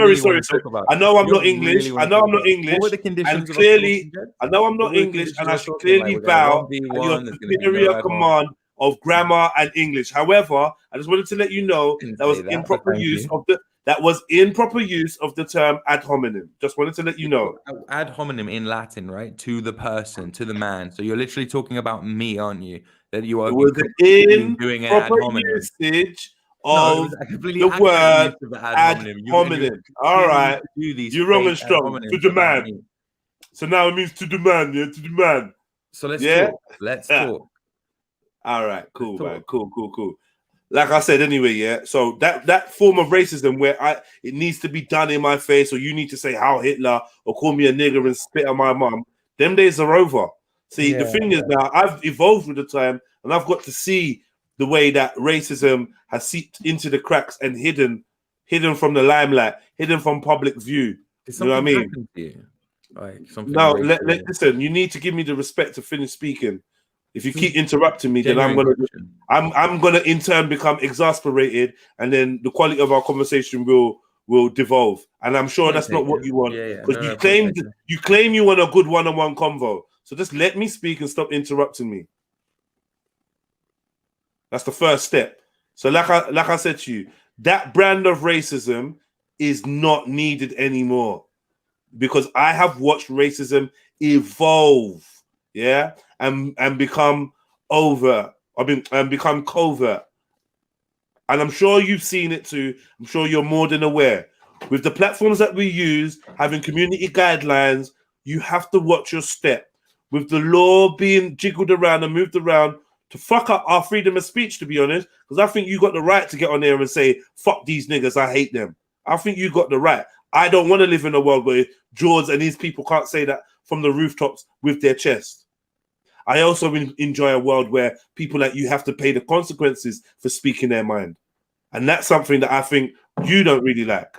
You don't like the consequences of being openly racist, because your white peers and black peers will come down on you harder than a ton of bricks. So you and all the other deviants have found ways and languages to express your racism and get away with it on public platforms. Okay. Well, you're right about one thing, Joe. You're right about that there is a new generation in town. I wouldn't specifically call these people racist, but I think that these people are spawned from being called racist for a really long time. And I think that you are witnessing that, if you like, phenomenon. When you talk to me, I will concede that much to you. However, again, I'll insist that my definition of racism is probably quite different to your definition of racism. And as we know, the definition is changing all the time. You've said it yourself, there's multiple different definitions, right? So we're already on this shifting house of sand. But if we're trying to prove that I'm a racist by this nebulous criteria that you can't really nail down or don't really have any evidence for either. But as you quite rightly say, you don't need any evidence, do you, Jedi? Because you've seen racism change and you've seen racism become covert. And by that, you're judge, jury, and executioner. You decide who is racist, who has bad thoughts, who's committed wrong thing. And you alone will be happy to see the consequences, right, for that enacted upon them. So it's very clear where you stand in this. There's no point in me trying to dissuade you from the fact that maybe I don't hate people of other races, or maybe I am just someone who loves their own people, or perhaps there's no point us having that conversation. Your love for your people to the detriment of me and mine. It's the detriment of people that don't think like you. So yeah, I mean, do I think you're a racist? Yeah. Do I think that means that you have to hate all black people? No, I don't think that's what racism means. I think you can have a black partner or a black friend or neighbor. You could even look at Jupiter. Yeah, absolutely. You still could have hate. You could still have prejudice for other people. Or it's easy. See, the thing is, with racism now, I mean, it can be like a secret little hobby of yours. You don't have to even make your neighbors or your friends really know the intensity of what you feel. What drives you to do what you do, Jordan? Is it the fear of the great replacement? I don't know. Is it black penis envy? Is it Islamophobia? Right? Sorry, excuse me. Hello. Yo, stay with me, bro. Stay with me, bro. I'm with you completely. Stay with me, man. Islamophobia is a bit of a downer. Yeah, take a bit of a downer. Like, I'm just trying to go through a little list. Do you know what I mean? Of what it could be. I'm sorry. Please let me hear the list. Yeah. Yeah, man. This is why it's like a bit tedious, because you can't help yourself. Every time I speak, I step on one of your corns, I step on one of your toes, and you scream out, "Ah!" Yeah, and it's like, yo, let me get to the end of my sentence. Stop. Like I said, at least try and pretend like my words don't trigger you, George. You're doing an awful job with it. Anyway, like I was saying to you, what is your reasoning for doing what you do? What's your motivation? Truly, let's be real. Who is George? What's your motivation for being George, for joining the meth squad? Do you want an answer to the question, or is it rhetorical? Yeah, man. Please, by all means, answer, please, man. Okay, well, you brought it up yourself, the idea of what you called the great replacement. I don't think there's anything great about it. I would just refer to it as the replacement. I don't mean that I'm not being facetious when I say that. Like, what I mean by that is when people say the great replacement, it's like it's some kind of conspiracy. You know, people talk a lot about like the Jews and the Kalergi plan and like how they're trying to get rid of white. When I say there's a replacement, I'm not talking about all that. I'm talking about just the fact that white people are being replaced in white countries, or what have been historically white countries. But you know this, and you know this is why I do what I do. So you do this because you have a fear of being replaced. It's more fear-based. This is a fear-based activity. Every single activity in life, as you know, is either love-based or fear-based. And it's even more complicated than that, because at the heart of all love is fear, and at the heart of all fear is love. So it's like, why am I scared, Jedi? Why am I? Don't know why because I love my people, man, and my people are getting replaced. And my people are getting replaced. And you know it too, because you're part of it. But you know it's happening. So you kind of live in a perpetual state of denial about this shit as well, really, if you think about it. I'm sure many of the people in the chat do. I'm sure they live in a constant state of denial because they are part of this replacement. They are contributory to it, but they don't want to admit it. It's not a nice phenomenon. Like, it's not a good thing. I guarantee a lot of people on your panel, even if you really press them on it, maybe they don't even want to see white people replaced in white country. Maybe a lot of them don't care, let's be honest, and some kind of revenge kick because of history and all the bad shit that white people have done, right? I'll take revenge for the ancestors. Yo, bro, fear is no state to live in, you know. That's not a state of mind I'd be living in. Like I say, one implies the other. Loving something very much. All right, means what have I fear said? for Record its of what? 8 words? destruction. 8 words I said, George, before you interrupted me? You talk a lot. I think I've been fair.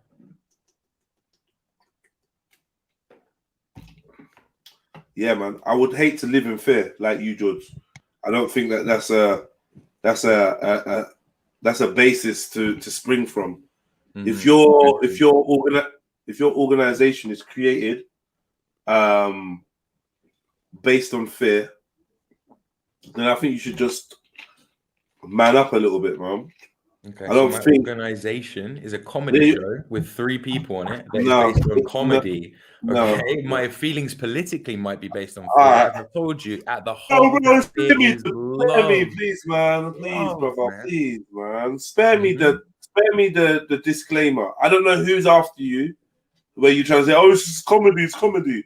I know who's after you, but we know what it is. So, like, me and you, man. In fact, yeah. This whole comedy spin is a new spin that you're putting on it. Since the last time we spoke, last time I'm the political one. I wonder if you know. The show You know with when their I'm joke, talking. they're You know when I'm actual talking. I comedians, like they actually do can't hear what stand-up you're and saying. stuff like that. Like they're really You funny. realize that, yeah? I'm more of a social You're not talking to me, George. When I'm talking and you start talking, the way that I've got my speaker and my mic set up, I actually can't hear what you're saying. I'm just aware of a feminine kind of drool. And I'm like, hold on, I don't sound like that. That sounds like a batty man.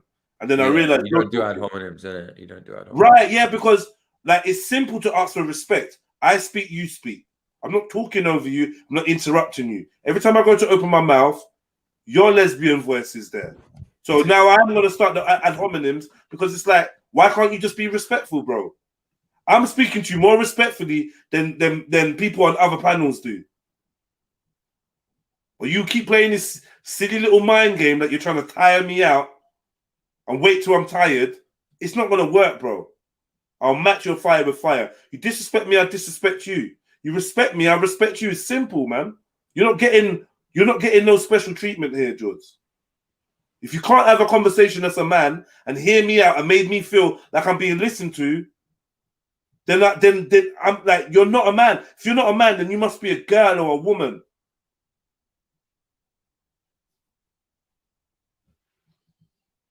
All I'm asking for is just some decency. If you don't have it in you, or like, you know, what I'm saying is so triggering that you can't compose yourself, then let us be know. We can just have a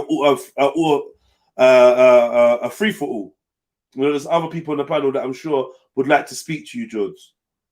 Like one-on-one, you're just not there, George. You're just not there.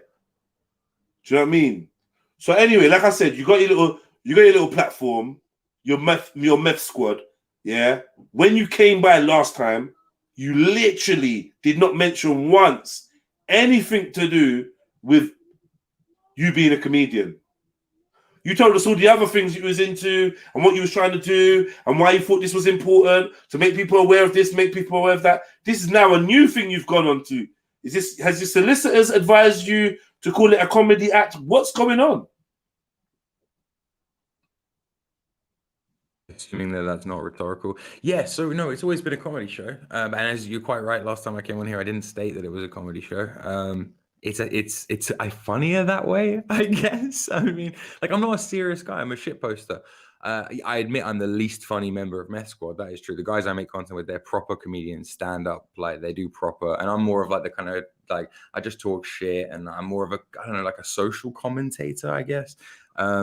But yeah, do I have strong political views? And are white people getting replaced? Fucking yes, they are, Jedi. Do you want to? Have you got a passion for making love to women? Yeah, unfortunately, women are one of my many vices, but I've managed to regulate my vices as I've got older. So women was one of the last ones to go, but thankfully it's gone now, and I'm in a relationship. You don't make love to women anymore? No, I make love to one woman now, Jedi, vigorously. Okay. Vigorously, with passion. Right. So, why are you asking me these questions? I'll tell you where it's leading somewhere. So, you're in a long-term relationship. Well, 6 months or so. I mean, not even really. It's like a bit. It's Not been even. Not even. But I'm hoping that anniversary comes up soon. Is this your longest term If she heard relationship? me saying this, Jed, she'd be pissed. How old are you? Seriously, roughly. I just turned 30, as you well know. You're 30. Okay. 10, 6, You're 30. Hold on. Are you planning to settle down with this woman? Yes, absolutely. So, and by settling down, I mean having sex with her and ejaculating inside of her, causing her to conceive and become pregnant. Yeah, man, she's Catholic. She wants like minimum 3 kids. And the problem is she's 23, she's 25. She wants to have her first kid at 25. She got it all planned out. She wants to be engaged before she gets married. Hold on. You're 30. She's 23. Facts.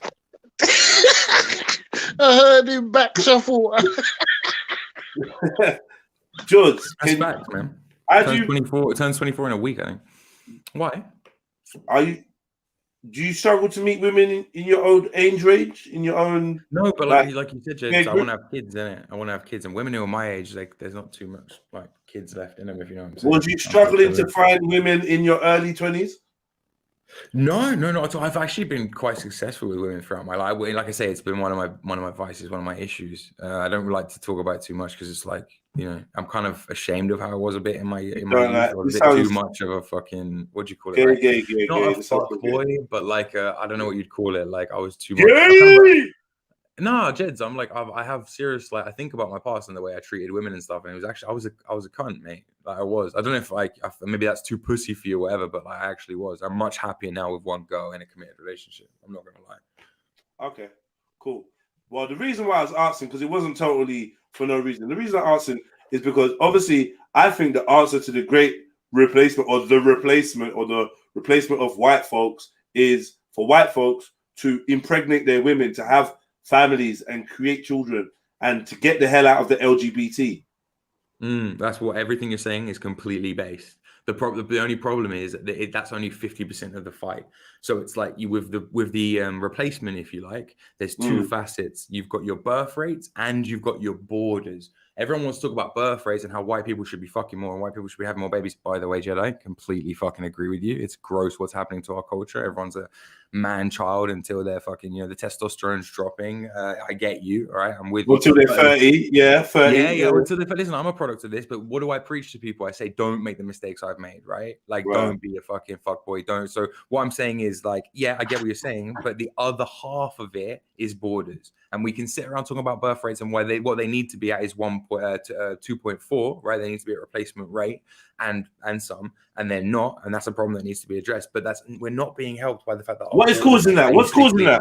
What's causing that, bro? I told you, man, a decline in testosterone, a decline in masculinity, a concerted campaign of anti-whiteness in the British and American medias. That's why you see it happening in Britain, but you don't see it happening in anti-whiteness. So you saying the campaign of anti-whiteness is hold on. Yeah. You say You saying the campaign of anti-whiteness is stopping you from stopping the white race from breeding it. No, you're asking for contributory factors, right? Yeah. So so now I'm trying to explore. I'm trying to explore the anti-whiteness campaign contributing factor. I'm trying to explore that. Anti-whiteness was kind of a throwaway thing. It's more anti-white families specifically. So if you'll notice that over the last few years, the idea of a nuclear white suburban family, 2.4 kids and a dog, that is out of the window when it comes to mainstream media and advertising. It's kind of actually, to be honest, in the early 90s, it was already being laughed at and looked down upon as like a kind of like really bad way to live your life. Now it's like the butt of the joke, you know, outside of the Homer and Marge Simpson thing of it, it's seen as and obviously if you understand that the building blocks of white society traditionally has been the nuclear family of like, you know, families build communities build the nation. Like when you undermine the family, and like you say, it's all tied into that LGBT shit, it's all the same thing, the same agenda that it's tied into the trans stuff, it's tied into all that, you know, this is what they're pushing, is it 100% subvert the family. Like cool. It doesn't have to be a white family. The same thing they did it to black people. Correct me if I'm wrong. Sorry to interrupt, but correct me if I'm wrong. Did they do this same thing to black people in America, or did they not? Is it not true that there was a period of Black American history where black people owned their own businesses and they were doing a lot better socioeconomically than than they are now? Even is that not the case?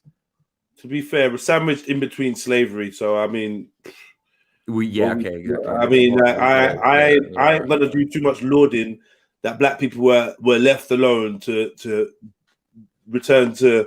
But what I'm saying is fundamentally, do you not see how the same media has tried to undermine the black community? Not really. So you don't think that they promote black music that is anti-family? You don't think they promote black music that is explicitly feminist, that is if I'm honest with you, anti-men, what anti-family? I will agree with you is that the anti-family sentiment is an international campaign. Okay, so there we go. All right. Right. Interesting. But would I compare the families of Black Wall Street to the Tates living in Stevenage? No. Is it the same dynamic? No.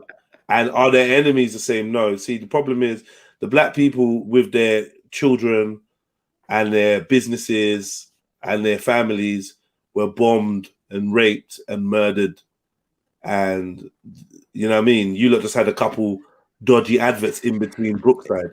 Like, it's a bit different. I'll be honest with you. You don't know what Brookside is. I don't know what Brookside is.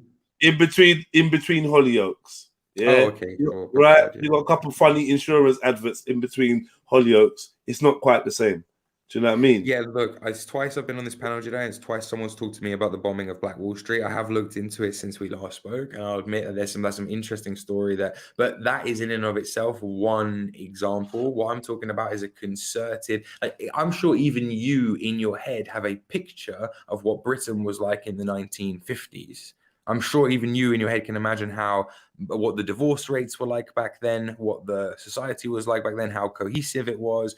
You know, like people used to leave their doors open in the 1950s, Jeds. They used to just in their local community, people would just come in and out of still happens in some places, some really working class places where people are still sort of there, but not really. You know what I mean? Trust is so low.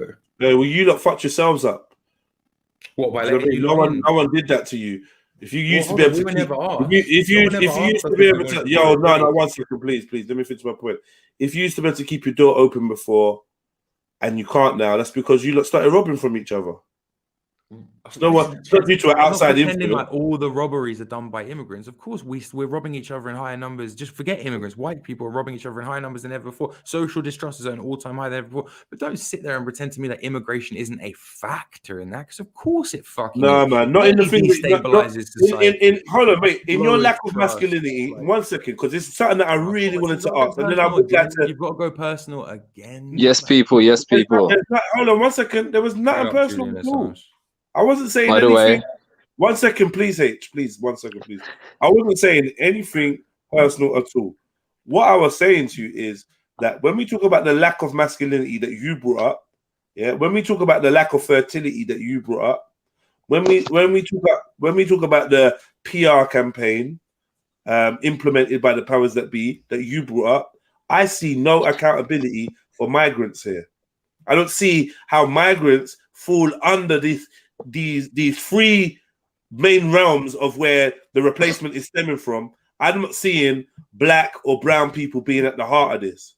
But what I do see is when on the other end, you need a bad guy to point out. You need a boogeyman for your story to sell it to these Zoomers, right? So unfortunately, it is going to be the immigrants that become your boogeyman. It's not going to be, it's not going to be the government, because you're running scared. You can't even say how you feel because the government. No. I want to put that right now. Sorry. Okay? Please blame a single immigrant. Please let me finish. Please let me finish. Please let me finish. The government's fault. Please let me finish. When it comes to the replacement, when it comes to your cause, your valiant cause that you are fighting for, you don't go toe to toe, head to head with your enemy, all our enemy, which is the government, which is the elites. You don't go head to head with them. What you do is you teach young boys about immigrants, black people, and other such boogeymen, and you warm them up, because you know that you don't have the honesty or the bravery to go directly at your number one enemy, which is probably smart. Not going head on at who's at you. the people that are trying to wipe out white people, the people that are responsible for the Great Replacement, those that don't want to see your numbers or anybody's numbers flourishing, yeah, those that erected the Georgia Guidestones and have lofty ideas about returning as viruses to wipe us all out and stuff like this, those are the ones you want to be aiming for, but you can't. Well, you have to aim at the migrants. I don't know how great the replacement is. Sorry? You know? I don't know how great the replacement is, not in the sense of how big it is or how awesome Right, is have it. you got the new how census behind in? the scenes is it? No, I mean, we were waiting for the census. Last couple years ago, we was looking for the numbers of this replacement in UK, and everyone was waiting for the new census. The new census is in. What does it say? You know what? I don't have census data to hand. I know that we're like 76% British in Britain right now, right? And I know that London is at least 40% British, maybe less now, probably in the 30s, which is sad, super sad. It's our capital. At least city. what percent did you say it is? London? 40, because it was 45 the last one, so you know it's going to be 40 at this bollocks. It was 55 last time. Yeah. 55 what? White 55 British last or 55 white? Hold on, Jedi. 55 white. Yeah, we're not doing white, am I? I want all the Polish people to fuck off as well. It's Britain, Jedi. It should be for British people. I know we disagree on what Britain is, but you can't get me over the ropes on it's 55% white because some fucking Polish bloke is here making up the numbers. He works cheap too. Yeah, but the Polish geezer's going to do the jobs the British guy is going to bitch about. Nothing against him. I wouldn't want to take bread out of his mouth or anyone else's. But you have to fucking admit that the problem is that white people are being replaced. Not that it's fucking 55%. No, it's not white people being replaced. Right now. All right, wait, white people are junkies, bro. Hey, George, don't go into spaz mode. Calm down. I'm sorry to offend you. Sorry. It's the highest considerable consuming country in the world. Please, yo. Please, I'm sorry, George. Calm down. Let me introduce some of the rest of the panel to start speaking for a while. I was going to get a drink of water and stuff like that, yeah?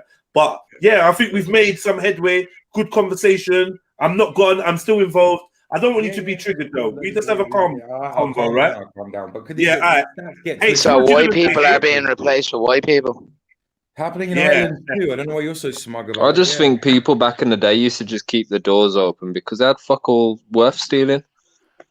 The yards, they had fuck all. So and that's why they went to church on Sunday in their Sunday best, yeah? Because they had fuck all worth stealing. Okay, man. Yeah, social trust is definitely not. What clothes that they're wearing? What are you even on about? Sunday best? Why are you bringing religion into it? It's got nothing to do with religion. I'm on about. You're right. It's got nothing to do with about community. But you was there, and you was there 100 years back, and you was live then, innit? You witnessed it with your own eyes, didn't you? Yeah, man, exactly. You're a pleb, mate. You're a pleb. Same with your Polish analogies that you've got. Well, maybe if you realise British people are fucking lazy. The Polish guy is not going to question his job roles and job titles and not, but a British guy, oh, that's not my job title. I ain't giving you. Oh, it's not my wage. No, I've seen it. We've seen it firsthand. I've grew up in that generation, mate.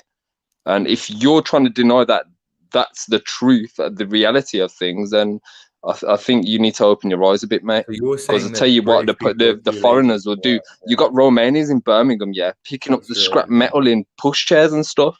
You don't see no white people doing that. Like, you don't see no English people because they don't want to get their hands dirty. They're quick enough to use the shit and make a mess of it, but they don't want to fucking. Plenty of white people picking up trash. No, it's just okay. You're British people then. You're British-born people then, yeah. You're silver spoon British-born people. It's a silver spoon compared to the rest of the world. Because if you go to, you're from Birmingham, if you go to a, that's been hit the hardest by replacement. Have you ever left the country to see? You haven't seen any white people. Have you ever actually left the country to see actual poverty? I doubt you have.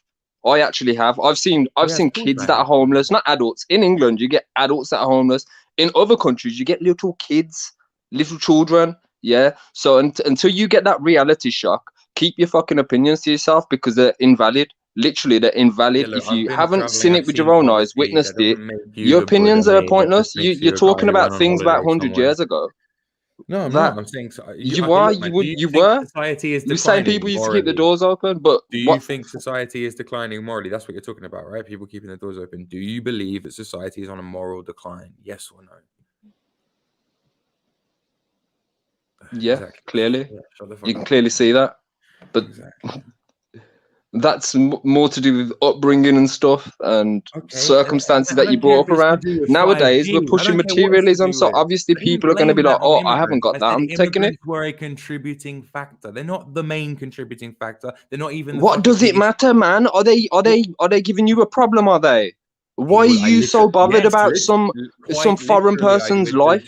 Them people ain't bothering you. You're bothering them with your dumb opinions, with your stupid shit that you say. Say it to an immigrant's face, yeah, so they can punch you up straight up. I have many immigrant friends, and we regularly have these conversations. So you call them immigrant? Do you call them an immigrant friend? Yeah. Do you say you're an immigrant friend? You are. No, you just described them as an immigrant friend. You would have just, if you would saw them as an equal person, you would have just called them a normal person, a foreigner, not an immigrant.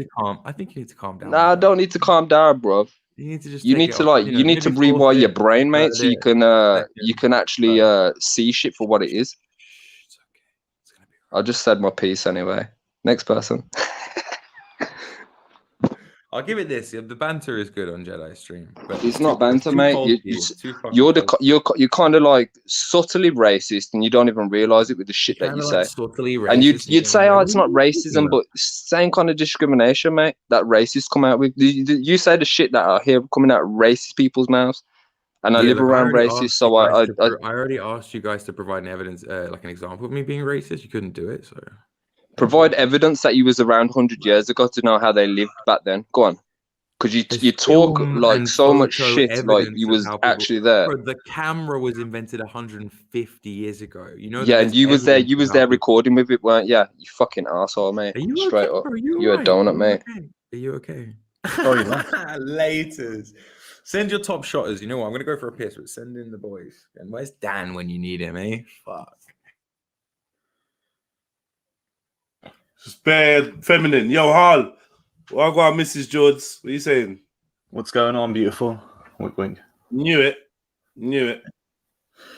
So, are you gonna let me finish my sentence? Or are you gonna show me that fantastic African impulse control?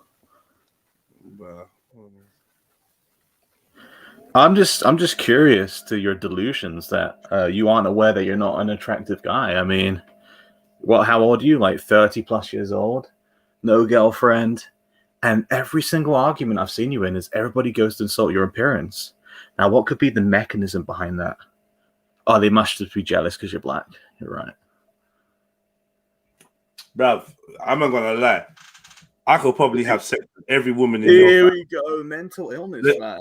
Let's be real, innit? Like, I'm accelerating you. I'm accelerating you. Maybe you might kill yourself if I keep calling you ugly.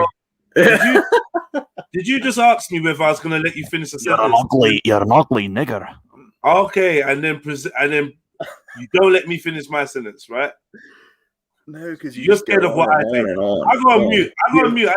I let you spout whatever you need to spout that makes you feel good. Do you have Asperger's, man? So it is. You'd eat them if I did. You definitely do. Is that why you work with special children to make yourself live? You would eat them if I had Asperger's. You'd be eating them. Nigger brain.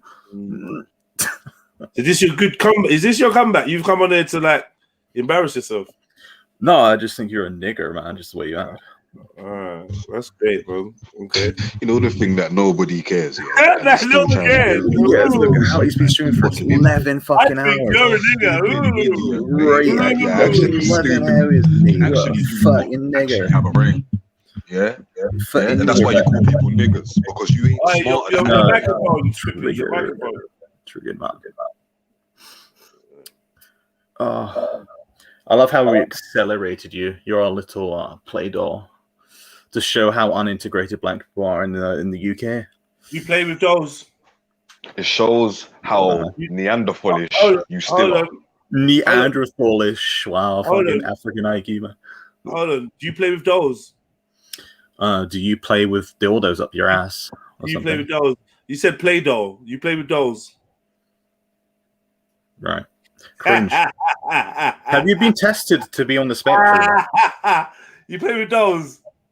Have you been tested to be on the spectrum? You play with dolls. Do you play with dolls?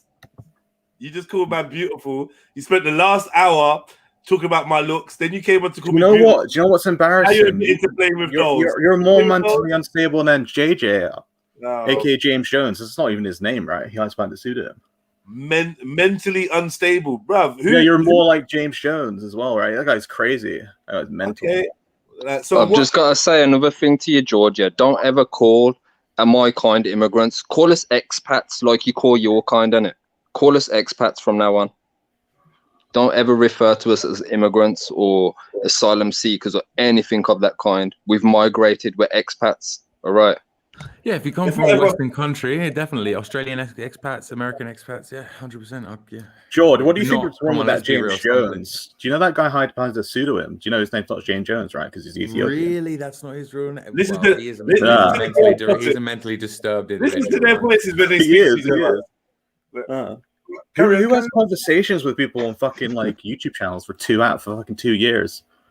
Crazy guy. My name's James Jones, guys.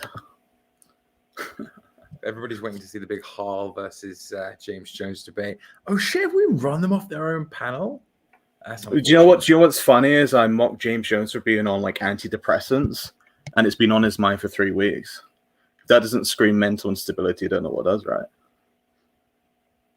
The thing is about James, he's actually a very, very high IQ individual. I know that he's He's not. He's just saying that. He's liked not. on He's a this fucking panel. idiot.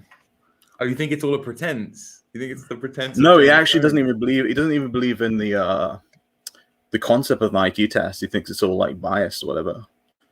Oh wait, he's not. He goes more environmental component, right? No, seriously. He doesn't think IQ is a good. Oh, okay. But I mean, what's more mental unstable is a guy named James Jones who's like hide his fucking like anonymity for like 2 years. He's had conversations with people for hours, and like that's how he gets his validation because nobody cares about his political opinions in real life. It is mad to me that people use pseudonyms like that. I'm not gonna lie. Like it is actually when you're that public all day, every day, and then you're really gonna use a name that's not your name. Crazy. Just me then. All right, guys, were you listening to the George show? Do you want to know something like even more cringe? Hey Jedi, stop VJing. I went into one of like the Wakanda streams at like 7 o'clock in the morning, and James Jones went in there to try and trigger me. Fucking mental illness, right? Seriously. Yeah. Oh man. He's on fucking streams at 7 o'clock in the morning. It's crazy. He's got really erratic sleeping patterns, like yourself with your degenerate FM business. What? Cringe? That's right. So, can we at least get some consensus on this panel? Jedi's already admitted that the Great Replacement's happening. Can we just have the same from the other two, or not really? When you want to have a jackass. Oh, it's just Jez. When you were saying like this is why you're being replaced, and these are the people who are replacing you. It sounded like you were admitting that the replacement was real. You just literally, like he just said, what you're doing is running around making comments about James Jones on the internet rather than fucking the missing. I like James Jones. You're not. I keep telling you, ejaculate in a woman. Do that. There's some weird echo. It sounds like someone's got their headphones too close to their mic. No, I just want James Jones to get help for his bipolar disorder. It's just fucking mental, right? This is like weird black guy hides behind anonymity for 2 years. Mental illness, 100%. I've actually have you been? James would wipe the floor with everyone on this panel. To be honest. Al, have you been watching James Jones for 2 years? No, you could just type in his name, see what he's been talking to on the streams for 2 years. Have you been typing up James Jones' I name? just told you how I found out he's been on the streams for 2 years. Typing up? Seriously, you got. Oh mate, this is Jedi. Have you been? This is literally he literally just picks on the small thing, just goes full autistic. It's actually quite tight. No, it's actually quite a good. Fucking faggots, man. Have you been people, typing? The people in the audience who are low IQ, they will work on him. They'll be like, oh yeah. Judge, don't get excited now because you got a mate on. Because when you was on your own, you was literally getting roasted alive. Yeah, I had to spare you, give you a break. I give you a break. You were getting roasted alive. You took it as a massive W. Good for you. You're doing it again. You did it again. You did it with the exact same tactic I'm talking about right now. Men are talking. You be quiet. You don't want people to see the truth. Quiet you and want wait to your silence turn. Listen, young lady, please. Like I know you like to speak when men speak, but just wait until I finish my sentence. Thank you. Now you can speak.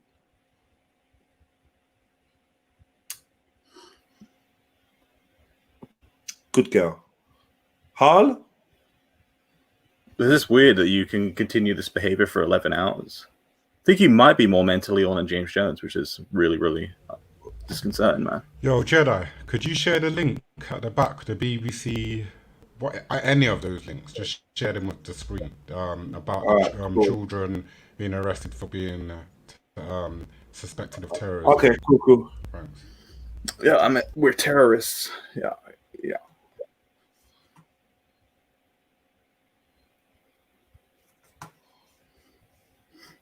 It's funny because I'm not from Essex.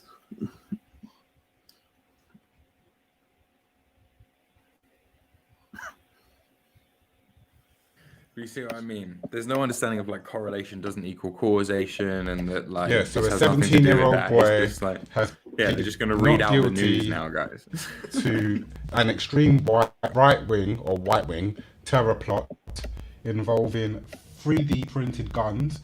The teenager from Essex was charged with engaging in conduct in preparation of a terrorist act between the 31st of October. Do you know what? Do you know what's also sad, 19th of December Jordan? last year.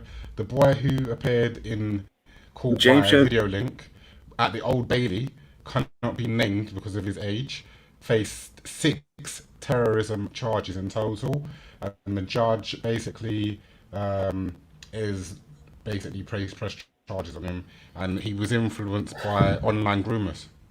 Is that how weak your argumentation is? You have to characterize it.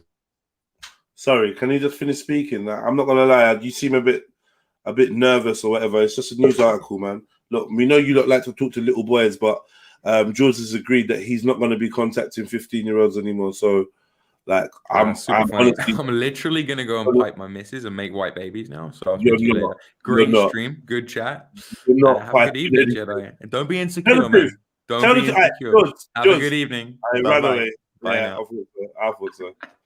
You have to pretend and then do the fake laugh. Yeah, at least you got one thing from G Block. You hear me? JJ, why don't you deal with your duppies, bruv? These are your ones. These men are actually small fish, to be fair. Little Harley, girly Harley.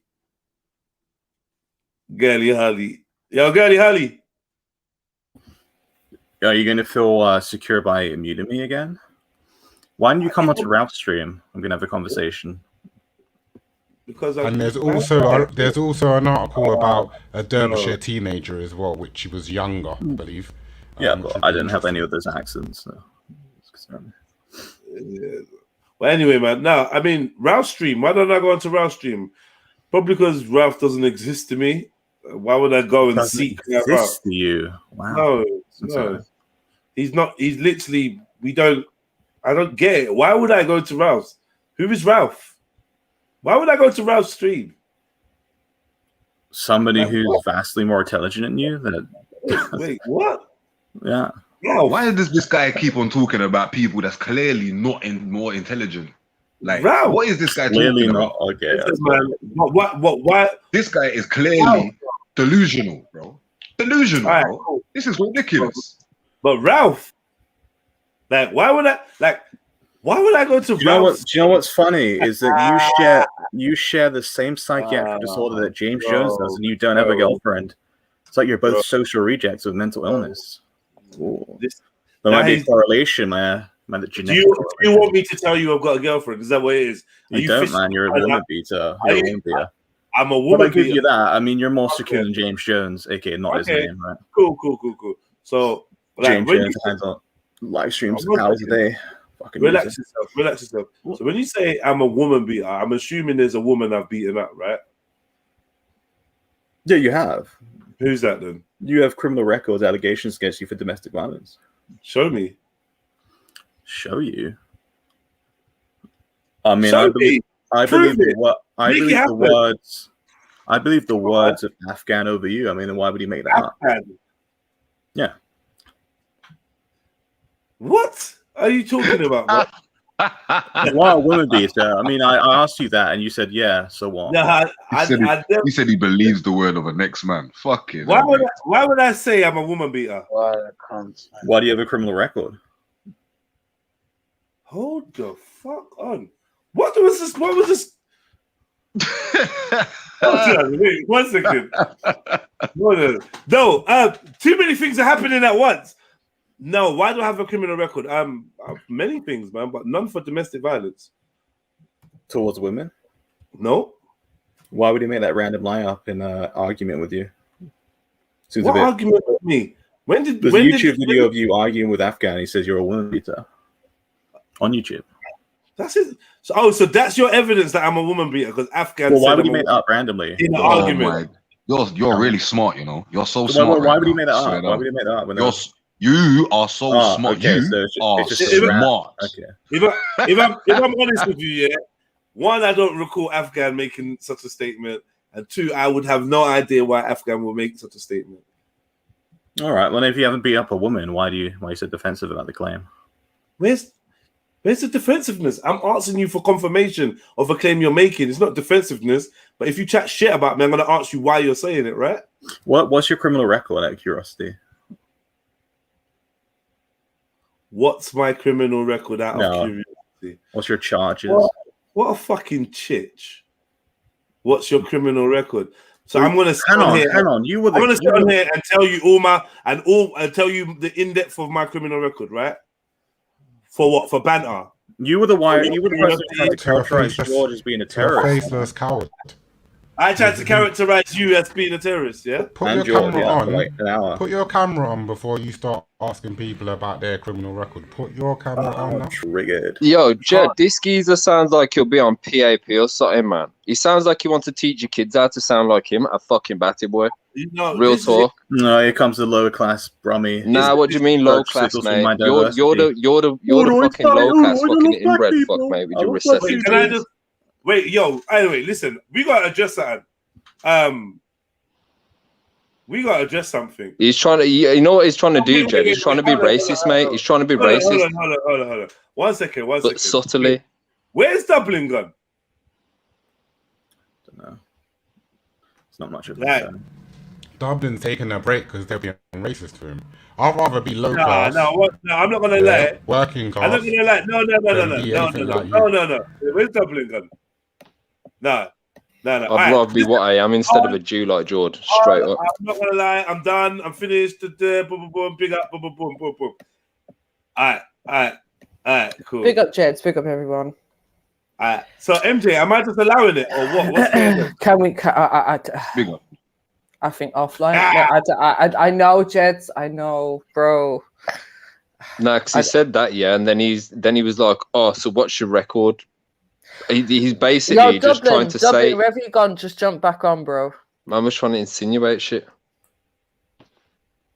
Do you know what's funny is Jedi matches the national stereotype. What's funny is that no one don't want to hear your dumb ass right now. That's you full on fair voice, mate.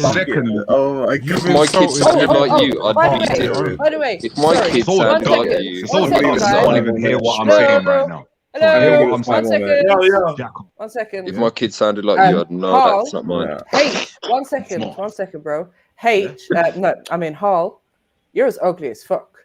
Jedi. It says a black guy. Well, you've been arguing about I called Jedi ugly for 3 hours, and you're telling me you're not mentally ill? Fucking hell! Holy shit! This geezer bums. I'm telling you, yo, Jed, this geezer bums himself. This geezer's got a strap on or something for himself. Insecurity, man.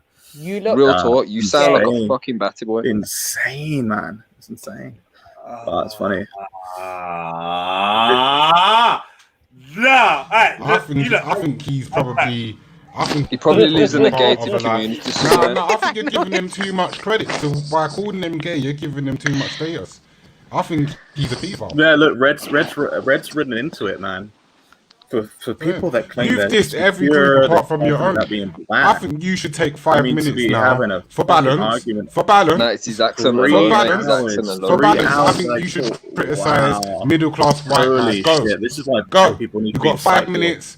You got 5 minutes to criticize middle class Jedi. They need to indigenous be Englishmen. They need to be getting help for their bipolar disorder.